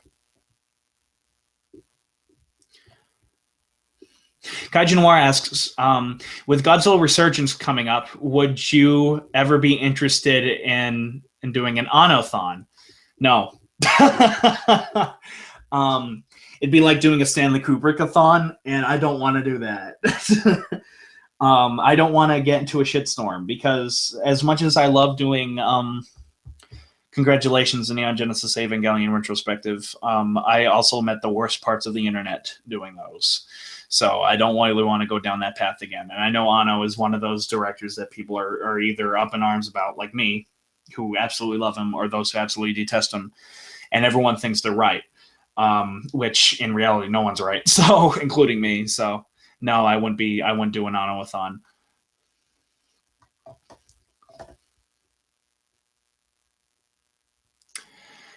Andrew asks, speaking of Gigantus, he was made into an original. Yes, I'm aware. I don't know who drew him, nor do I really care, but he was made into an original kaiju, and that's all right.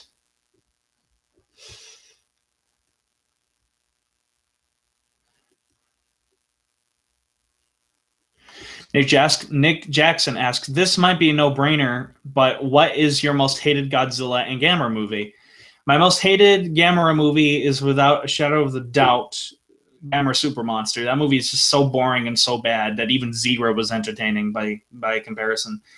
My least favorite Godzilla movie is hands down fucking Space Godzilla. Yes, I hate it more than I hate Revenge, because at least Revenge tried to be cute. I hate Space Godzilla. I'm not going to get into why, but I think that is a horrible piece of crap. I think it's a terrible, horrible piece of garbage that doesn't deserve to call itself Godzilla. So there, that's all I said about that. That's all I'm going to say about that, so I don't want to get into a fight. Gojira Gigantus asks, I love the name Gigantus too. Yes, I'm not alone. And one of my favorite fanfics, there is multiple species of Godzilla, such as Gigantus, Jap, Gojis, and Nautilus, which is 2014 species. That's very interesting. I love seeing fans' kind of opinions of this, or fans' ideas and stuff like that. I do love seeing those, and they do actually help me in some ways. They inspire me in some ways to take stuff out or add stuff into Origins and stuff like that. They inspire me because I think you see a lot of creativity, a lot of fan forums and so on and so forth. I know that there's a horrible stigma with them, and there rightfully should be, since 90% of fandom is nothing but porn. But there is some good creativity that comes out of it, and so that's actually very interesting. That's kind of like what I did, except I have my own Godzilla species. I don't subscribe to anything. Basically, in my series, 54 happened, and that was it. So there's none of those species in between or whatever. So it's just the 54 one and then a bunch of other ones. So in my own continuity.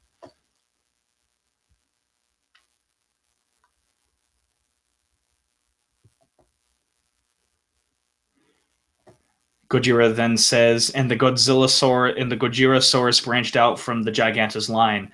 I know you don't care about just something worth mentioning. No, that's really interesting, because on mine, the Godzillasaurus was the original species, and then as they kind of branched off as time went on, the North American species evolved into Godzillasaurus giganticus.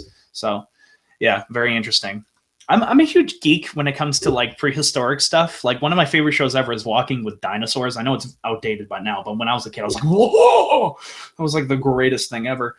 And that kind of information dump that show did is what kind of inspired me here. Is what inspired me to do the Godzilla Saga.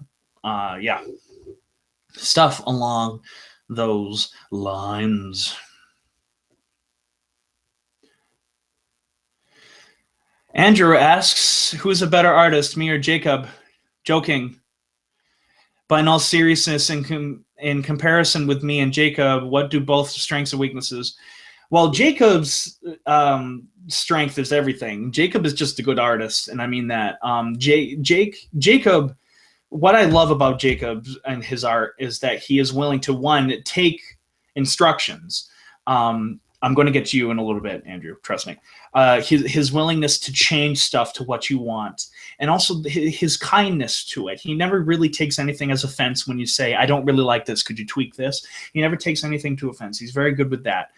He's a very personable kind of guy who should probably draw for a living, quite frankly, and not work at a log factory. And he does a lot of good work. His weaknesses, though, come from his prints that he gives can be a little grainy, can be like really messy. And I have to kind of fix that in either post or just kind of ignore it. My favorite example of that is one of the first Biollante designs. It's really, really covered. It's kind of meshed up. Like you can tell, like there's a lot of pencil marks on it and so on and so forth. As for you, Andrew, you have improved so much since you started drawing for me. You have improved so much, and I'm so happy that you have. Yeah, I'm not. That came out wrong. I'm so happy that you were working with me and everything like that because you are a really good artist.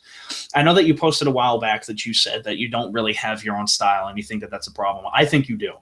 I have never seen anybody kind of draw faces like you. And I liked it. And so because I liked it, I harped on it and I made you draw all those faces, and I still have more faces to draw.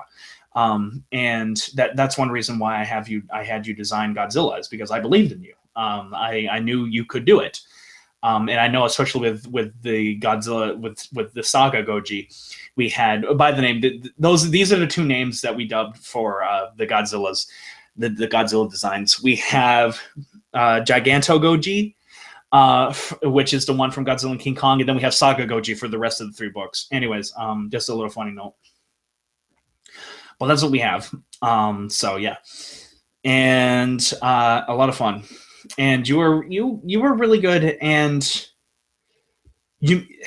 your faults are sometimes that you get proportions wrong. Like if somebody's like facing not quite straight on, but like this way, you make them look a little off. I suggest you really work on that. That's my biggest fault with you. And again, I'm saying this not as a disrespect. I'm saying this as respectfully as possible. But I would recommend working on that more than anything else, is kind of the proportions of a face kind of to the side or something like that. Work on that. Other than that, I think you're good. I think you're really good. I think you've improved a lot, and I love them.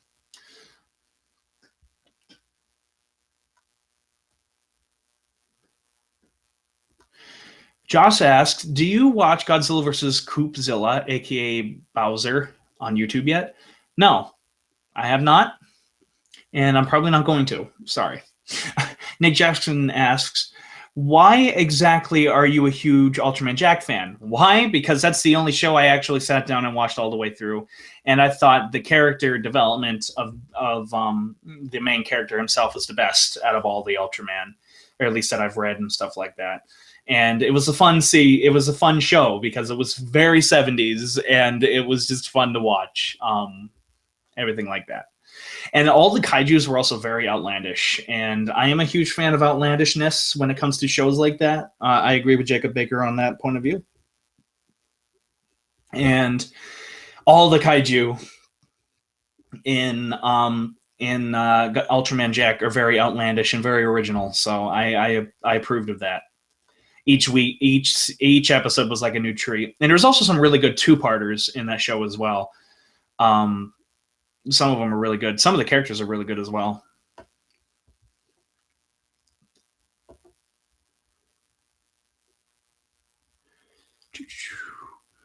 Gojira King 1989 asks, what is your hopes and futures for Legendary Godzilla trilogy? What are your hopes for Godzilla 2? What is your opinion on Godzilla vs. Kong? I knew this question was going to come up. I don't care about Legendary's Godzilla at all. I care more about the Japanese one at this point in time. And the reason why is because I know I did World War G and I praised Godzilla 2014, but after so many viewings of Godzilla 2014, the more I realized that it's a heavily flawed film, and how disappointed I am with the film, considering the fact that it took them like 6 years to write this thing, and this is the best they could come up with. And because of that, I have no hopes for the series. I know they're going to be made no matter what, and I'm going to see them no matter what, but I just don't care about them. Even Godzilla vs. Kong. How the hell are they going to explain that? Seriously. How are they going to explain a 400-foot tall gorilla? In mind, Kong is 250 feet tall. That's half the height of what Kong is going to be in that fucking movie. And I still think that's a little outlandish. That's kind of my problem with that whole thing in general, is that it's like, this is so serious. This is so scientific based realm of this universe, and really, a 400-foot tall gorilla is what you're going to go with. All right, fine. And also, I think they're doing too much too quickly with throwing. They're doing a Batman v Superman. They're throwing Ghidorah, Rodan, and Mothra in the next one. How are you going to explain Mothra? How are you going to explain Mothra? Rodan you can explain with easily, and Godzilla's already explained. But Mothra, how are they going to do that? So I'm curious. I guess I can say that I'm curious to see how they're going to bring it about and what's Ghidorah's origins going to be. I really hope that they don't go with a space monster. I really hope that they do something like 1991 King Ghidorah, where it was man-made, not a space monster. If they go a space monster route, I'm going to be done with the series, and I'm going to call it bad. I have no hope for the American Godzilla series. Maybe they'll pull something good. I hope that they do. I sincerely hope that they do. But I am more excited, way more excited for the right people who are doing the right job over in Japan. And that's Hideaki Anno and Shinji Higuchi, who are making Godzilla Resurgence. And I'm way more excited for that, and I have way more faith in that than I have anywhere near for the Legendary series. So that's my 2 cents on that.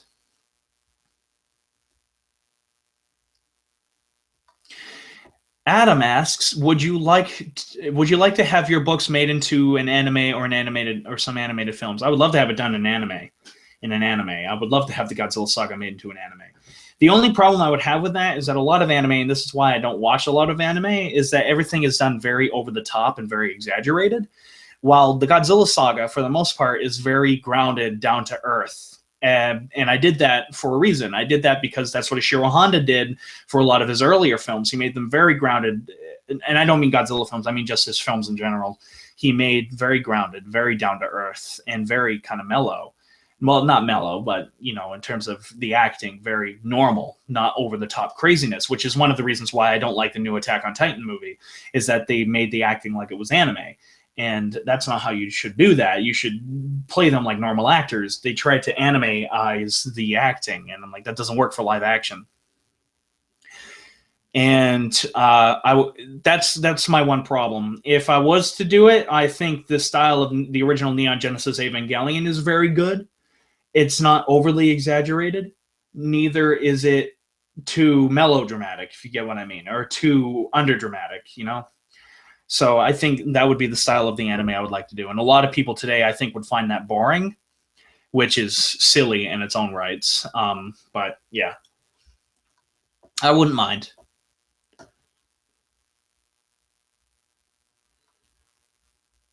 Oh, you made that fanfic you mentioned? Oh, that's cool. Send me, if you follow Geeks for Geeks or anything on Facebook or anything like that, send me a link. I'll gladly read it. I would love to read it. Gojira Gigantus. James Lee, how would you rank Godzilla's breath attacks 1954 through 2014? That's an odd question. For 54, it was very organic because they had to. It was literally almost always a water vapor, and it was that way all the way through 1964 with Ghidorah the Three-Headed Monster, where they just kind of coated it blue.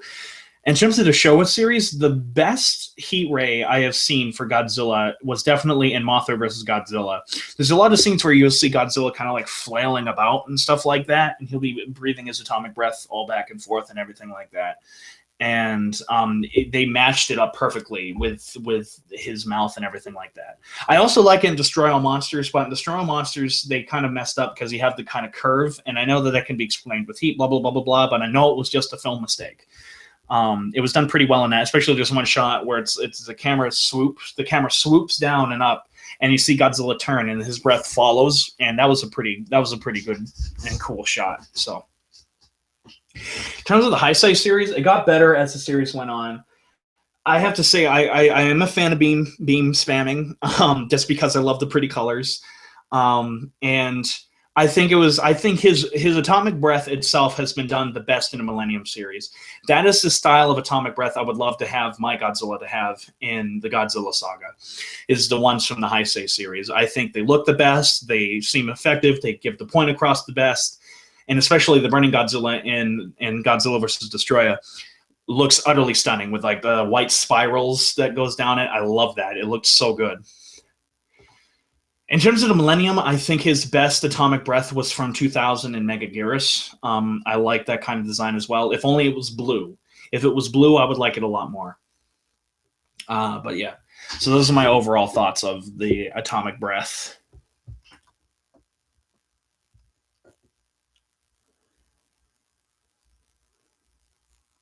How would you feel about the fact that my version of Godzilla is basically invincible?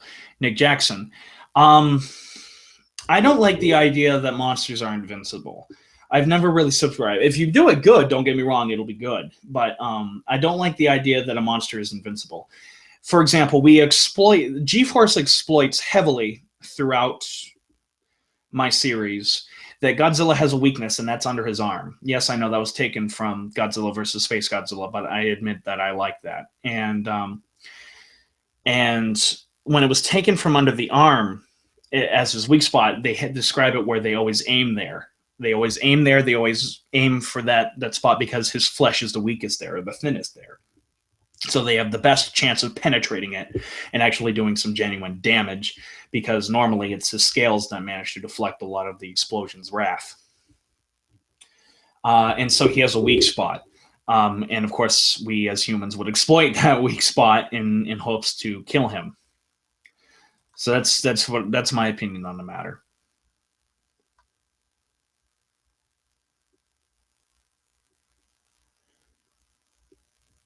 You need to be very careful with beam spamming too much. I think in my series, especially, I'm very proud with how the fights in Godzilla versus Titanosaurus came out, because Titanosaurus doesn't really have any kind of power. Titanosaurus's power is, of course, his tail opens up and he creates windstorms. That's about it.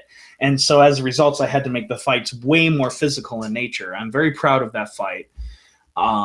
Very, very proud of that fight, because the fight between Biollante and Godzilla is not quite as physical.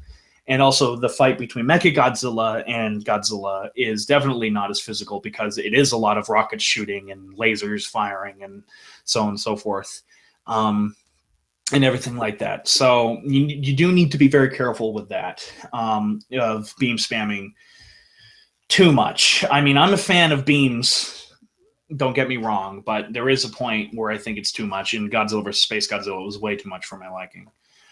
But yeah.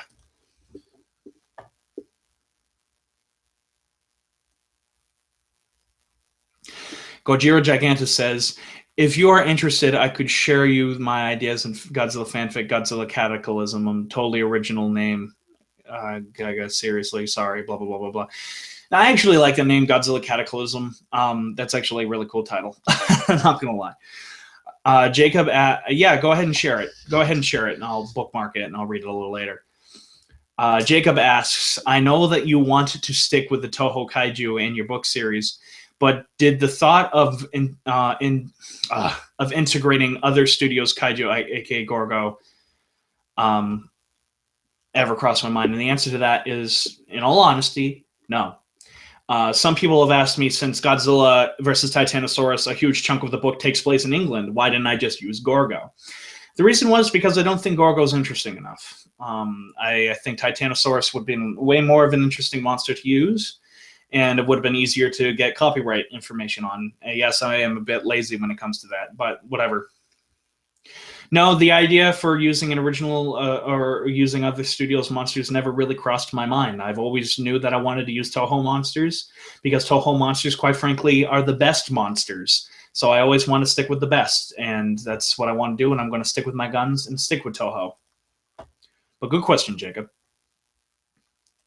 On the anime, I agree. It is over the top. If you had a choice of Ghost in the Shell or other series, Ghost in the Shell is actually pretty damn good. I've only watched a couple of episodes, but I was very impressed by what I watched. I thought it looked gorgeous.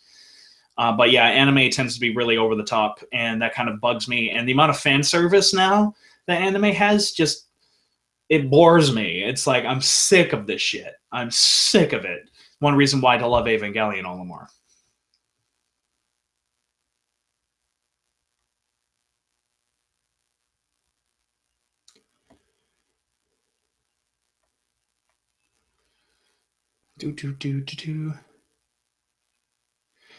I'm glad you just joined. I'm glad, Gojira Gigantus, I'm glad you joined Geeks for Geeks. Might upload the fanfic there. As you said, right? Yeah, that'd be a great place to do it. Geeks for Geeks is this would be a great time to pimp out Geeks for Geeks. Geeks for Geeks is a great place to promote yourself.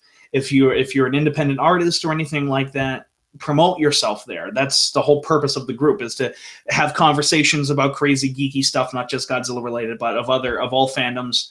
including My Little Pony, and go ahead and join there. And if you have fiction you've written or stories you've written, scripts you've written, not just for anything in the fandom, but also just original ideas, upload them there. We'll gladly tear them to pieces. We'll review them. We'll talk about them. We'll discuss about what to add, what to improve, and stuff like that. That's the whole point of the group, is to promote yourself and to get your shit out there. People all over the country. So yeah, go ahead and join us there if you wish, if that interests any of you.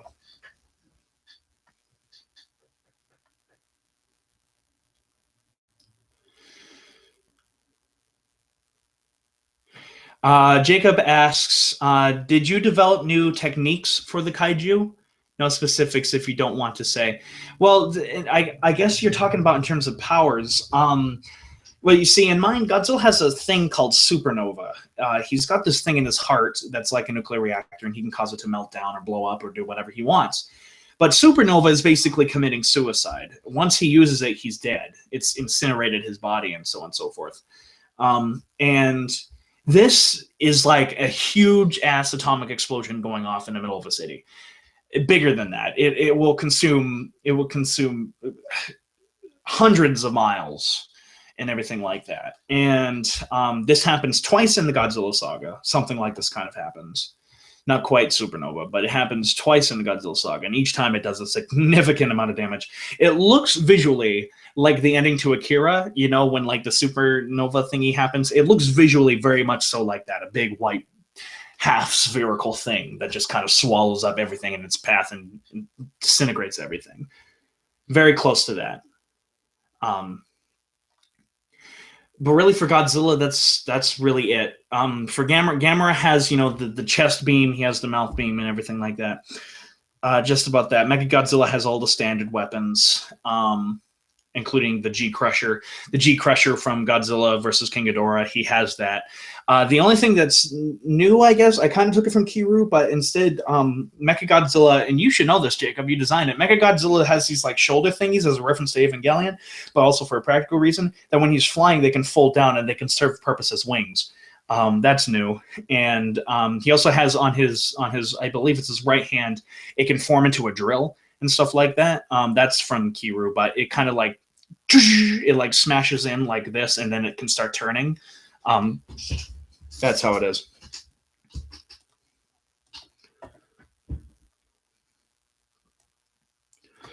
Do you like the new head for Godzilla Resurgence, and what do you think of what do you think his origin will be? I think his origin will be very down to earth because it's Hideaki Anno, and Hideaki Anno is a huge fanboy for Godzilla, so I think it's going to be very grounded down in reality, kind of like Evangelion. Evangelion is very grounded in reality. Also, I think I love the head design. The only thing that I don't like about the head design is the teeth. The teeth remind me a lot of a shark, where sharks, they kind of like break off and they kind of grow mangled and everything like that. I like my dragon fangs, and that's why my Godzilla will always have dragon fangs. However, I overall do like the head because I like how much they're going back to the original design. It's like they looked at the American Godzilla, was like, that went too far off, so let's bring it back to the original. Like, I especially love how the eye is looking down and very expressionless, and I love that. That's very harkened to the original design, and I know they're going to do it right, so I have complete faith in them. Nick Jackson. Also, I must say, I do not know if anybody will hate me for this or not, but humans have next to zero to do with my multiverse. I have what I call human-sized superheroes, but they had alien and well, that's interesting. The thing with that, Nick, is if you just make it interesting, it'll work. The thing, if you make it interesting, I'll definitely buy into it. That's all. You just have to make it interesting. And judging by what you've been talking about, I think you have an interesting premise there. Now you have to worry about the premise is interesting. So now you have to worry about the execution of it, which is what I worry about on a daily basis. And I haven't perfected it either. So we're both kind of up shit creek without a paddle, if you know what I mean. But yeah.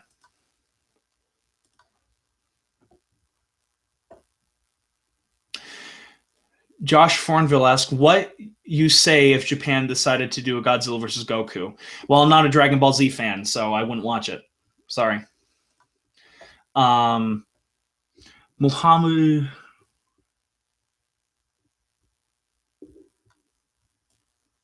Let's see.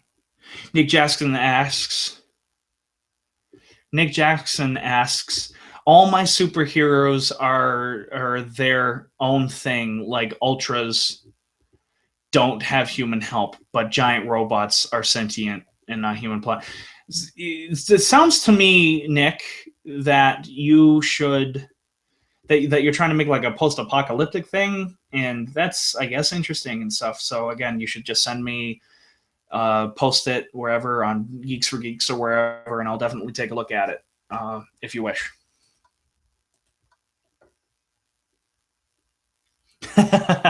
Adam goes, don't get me started on fan service. I can't stand half of that. Most of my animes are all dark and nature blah blah blah blah. Yes, I agree. Those are the type of animes that I watch, are the ones more grounded in reality, the ones with less fan service, and so on and so forth.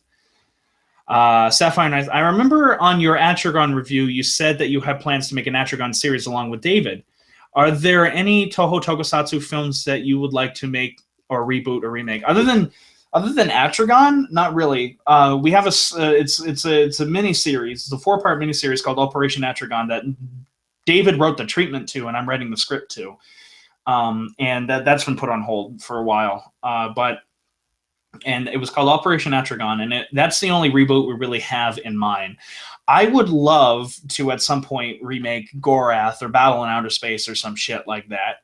But I have no plans on working on them unless they're handed to me. Does that make any sense? I hope that answers your question. Stuff along those lines, I should say.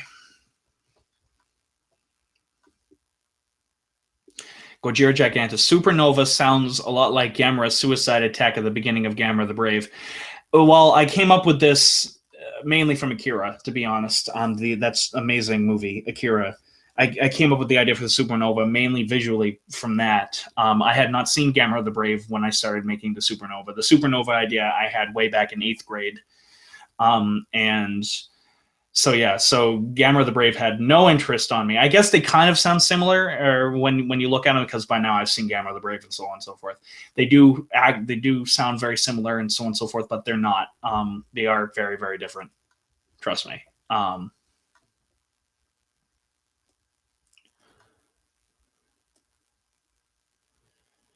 I'm glad everyone agrees with me that fan service is quite annoying, and I hate it. It ruins a lot of anime for me. Like, I stopped watching. I really loved this anime called Fate Stay Night. I really liked it because of how dark and brooding and grounded in reality, considering how fantastical the universe is. It was, and all of a sudden, Fate Stay Night came out, or Unlimited Blade Works, and I was like, "What the hell is this shit?" And I stopped watching it because there's way too much fan service in it, and I couldn't stand it. While Fate Stay Night was so dark and so brooding, I loved Fate Stay Night. Well, I didn't love it, but it was pretty good.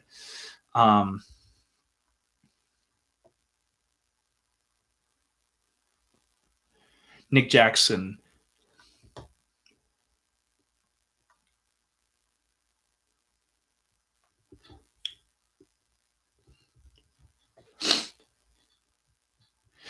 Gojira Gigantus is basically G 2014 was made as more of a natural Godzilla since he was never mutated. His species was always like that. Shin Gojira is also is more of a mutated abomination in a good way, affected by H-bombs. Yes, I completely agree with you. That's exactly what they're going for. I know that's what they're going for. Interviews with Hideaki Anno, who wrote the film, said that. And that's what my Godzilla is. My Godzillasaurus does not look like that until it was mutated and it turned into that ugly, this horrible abomination. And to explain that, I know it doesn't make any scientific sense whatsoever, but to explain that, I basically say that Godzilla is like nothing we've ever seen in history books. We have nothing to really compare to this. It's such a strange thing. And especially with the mystery of the Godzilla cells, they really go into that. Again, this is why you should read my books.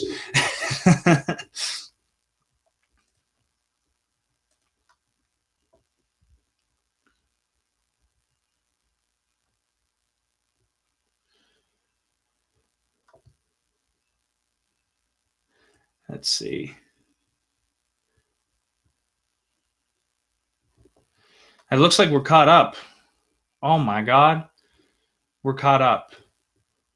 So, because we have more time, would you guys like me to get into some of the I really want to talk about the politics of Japan in this universe, because Japan is definitely, and the character of Shindo. Um, would you guys mind if we got into that? I'll just wait for you guys to respond and see what happens.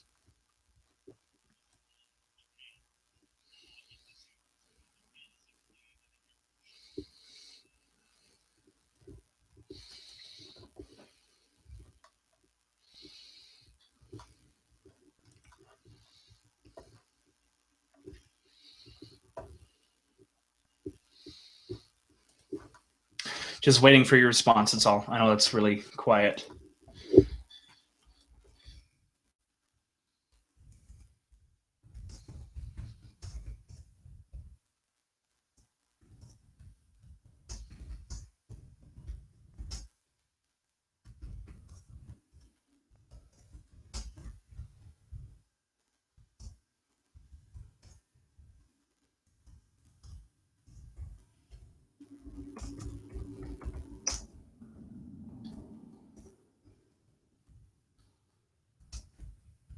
Just waiting for a little bit. Sorry.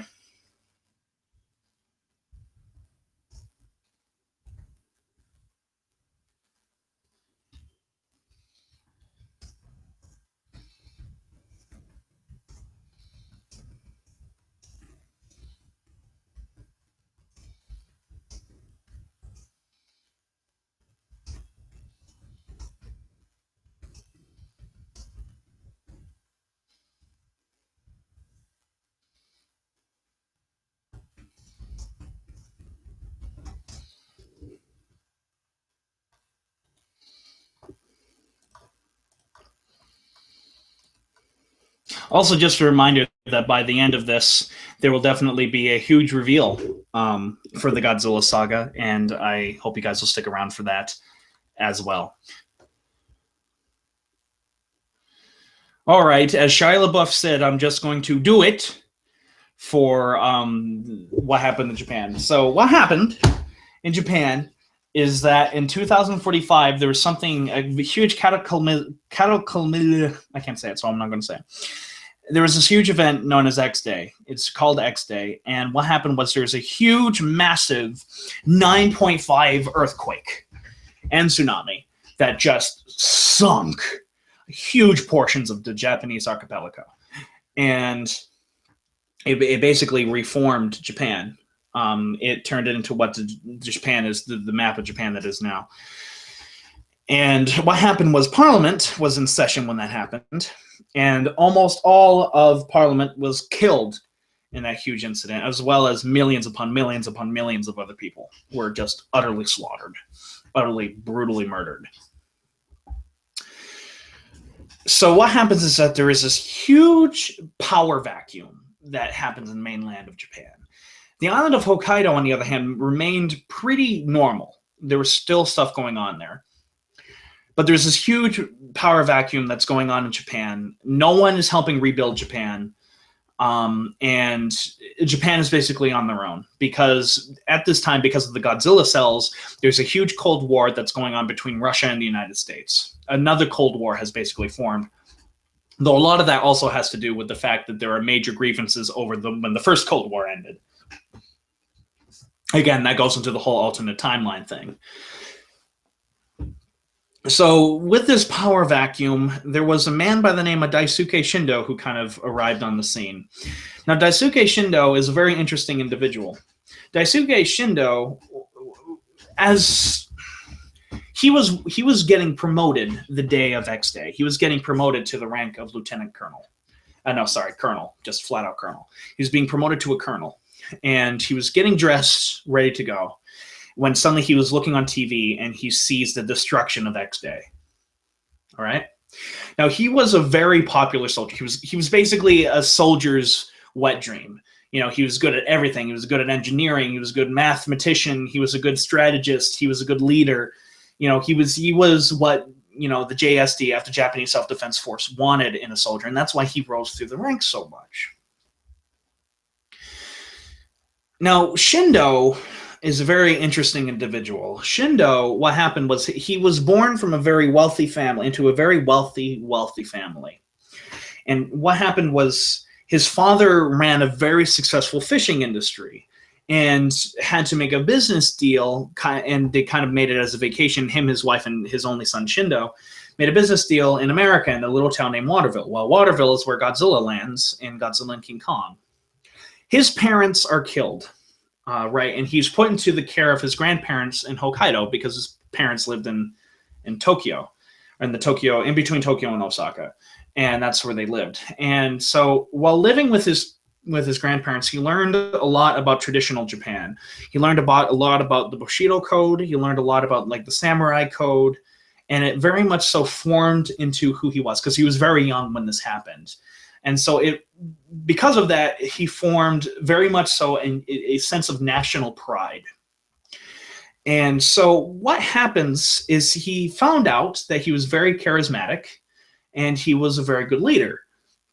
And the result of that was a very good speaker. And he was very good at getting people to follow him. And of course, the military picked up on that as well. He was such a good soldier that one day he collapsed when he was out drilling, and it discovered that he had massive radiation poisoning that had just kind of like set in. And he kind of became a guinea pig for what was called the M1LE, dubbed the Mile. And what it is it's essentially nanobots. These nanobots that basically are injected into your body, and through natural process and the pumping of the heart and everything like that, and naturally recharges them, these nanobots kill these cancer cells. And so if these were at all shut down, the cancer would just come back and he would eventually die. These nanobots keep him alive and keep the cancer from growing too much. And that's all that the Mile is really built for. And the side effect is it makes your eyes glow blue. That's the side effect. That's how you know somebody has the Mile, is if their eyes are glowing blue. So Shindo has that. But Shindo uses this kind of prowess to not only unify Hokkaido, he then moves into the main island of Japan, and he starts taking over that. He is a very huge militarist guy. He has military backing and everything like that. And the military, of course, is a very strong force in Japan after such a cataclysmic, I can't fucking say the word, after such a huge ordeal.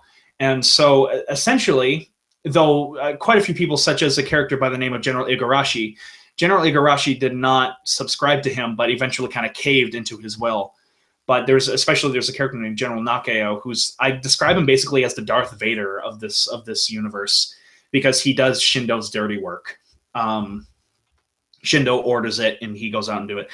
So essentially, Shindo becomes de facto leader of New Japan.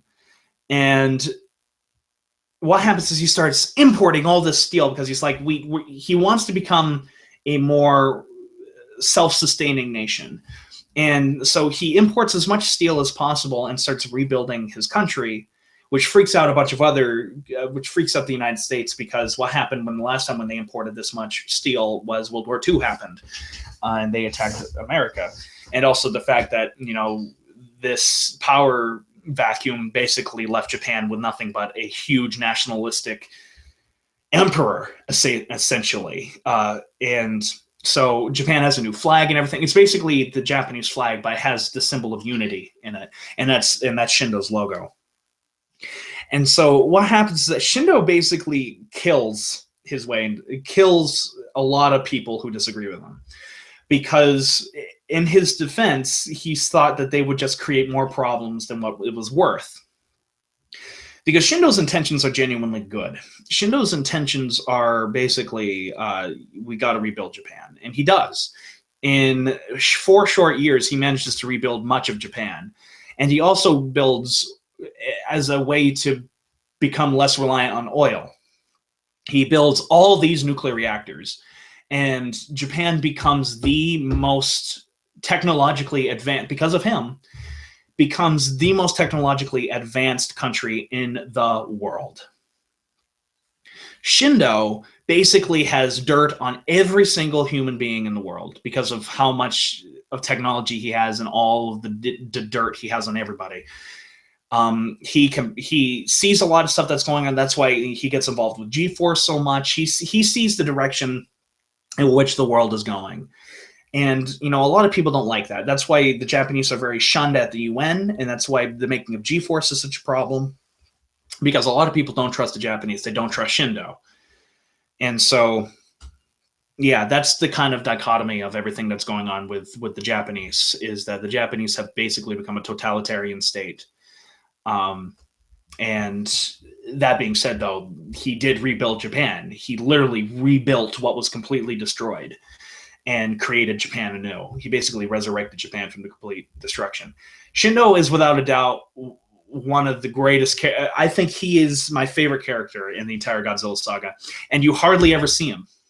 You only hear of him or the aftermath of what he does, and it impacts so much. Everything that happens in the Godzilla saga in some way or another is impacted because of what Shindo has done, and that's very important. Shindo is such an important character to the Godzilla saga, specifically the last 3 books.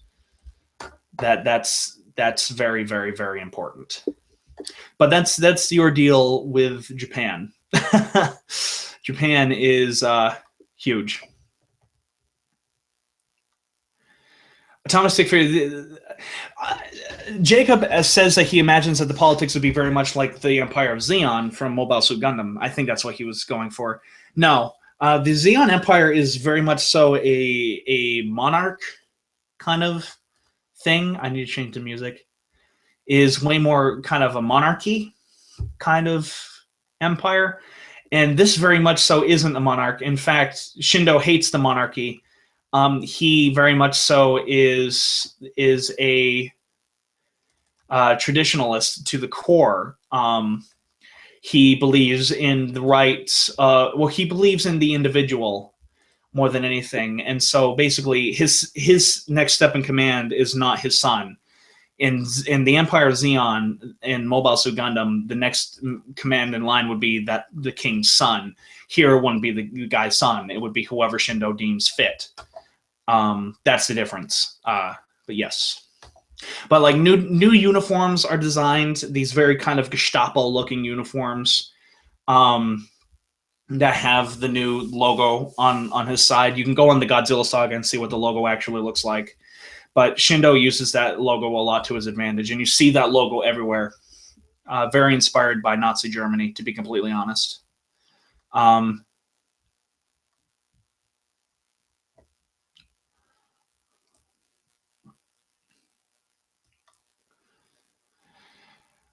Nick Jaskin asks, are there any scrap Godzilla scripts that infuriate you at the fact that they were canceled? Not really. The only one that kind of pissed me off was Godzilla vs. the Devil, but then we got Godzilla vs. Destroyer, and that movie's just about perfect. So, no, not really. None of them really pissed me off, to be honest.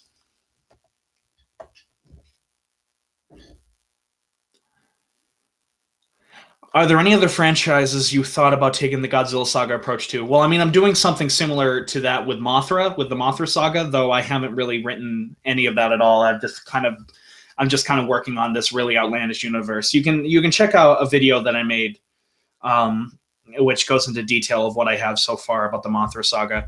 But other than that, that's just about it. The only other thing that I'm kind of making to not even a quarter of the extent of what I've been doing with the Godzilla Saga is my book, Plague, which I won't get into any details about that here. But yeah, no, that's just about it.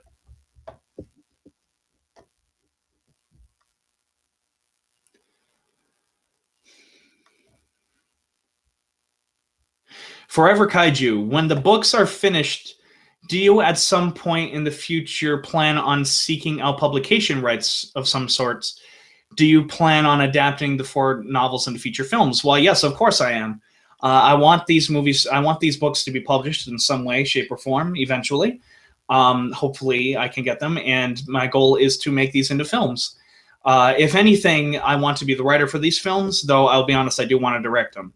If I can't get the director, I will want final say on the scripts, all right? And I'd be very involved with what the universe looks like, and so on and so forth. But I do want these films to be made into, I want these books to be made into films as well.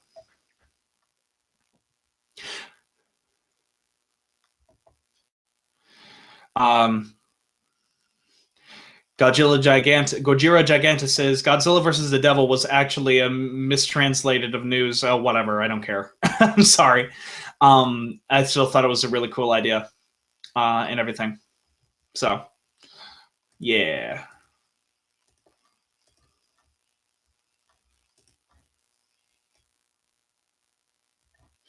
So it looks like we're all caught up, and I've talked a lot about the Godzilla saga. I think I've bored you all enough. I think it's time to reveal.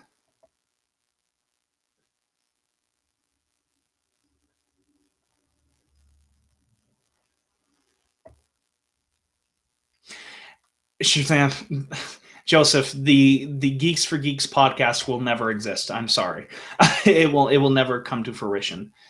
But anyways, so I think I'm just about done. My throat is absolutely killing me. I hope you all enjoyed, and it's time to reveal the very, very important thing, and that is, ladies and gentlemen, going up onto the Godzilla Saga official Facebook page. It will be uploaded. Everything is ready to go. All I need to do is hit published. And ladies and gentlemen, the big reveal is going live on the Godzilla Saga official Facebook page right now. There it is.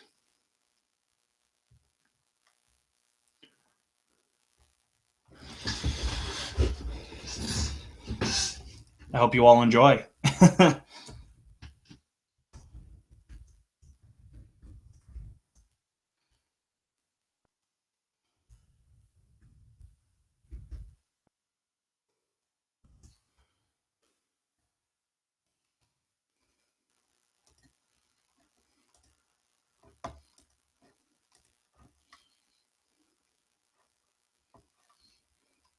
Anyways, I hope you all enjoy, and thank you all for joining me tonight. It was a pleasure speaking to you, and thank you all for watching and sticking around with me for like 2 hours and 15 minutes. So I guess I will be signing off soon. So thank you all for joining me. Subscribe to AN Productions on YouTube. Go watch Shiro Honda-thon. Go watch all my stuff. I have fun putting them together. Hopefully you'll enjoy.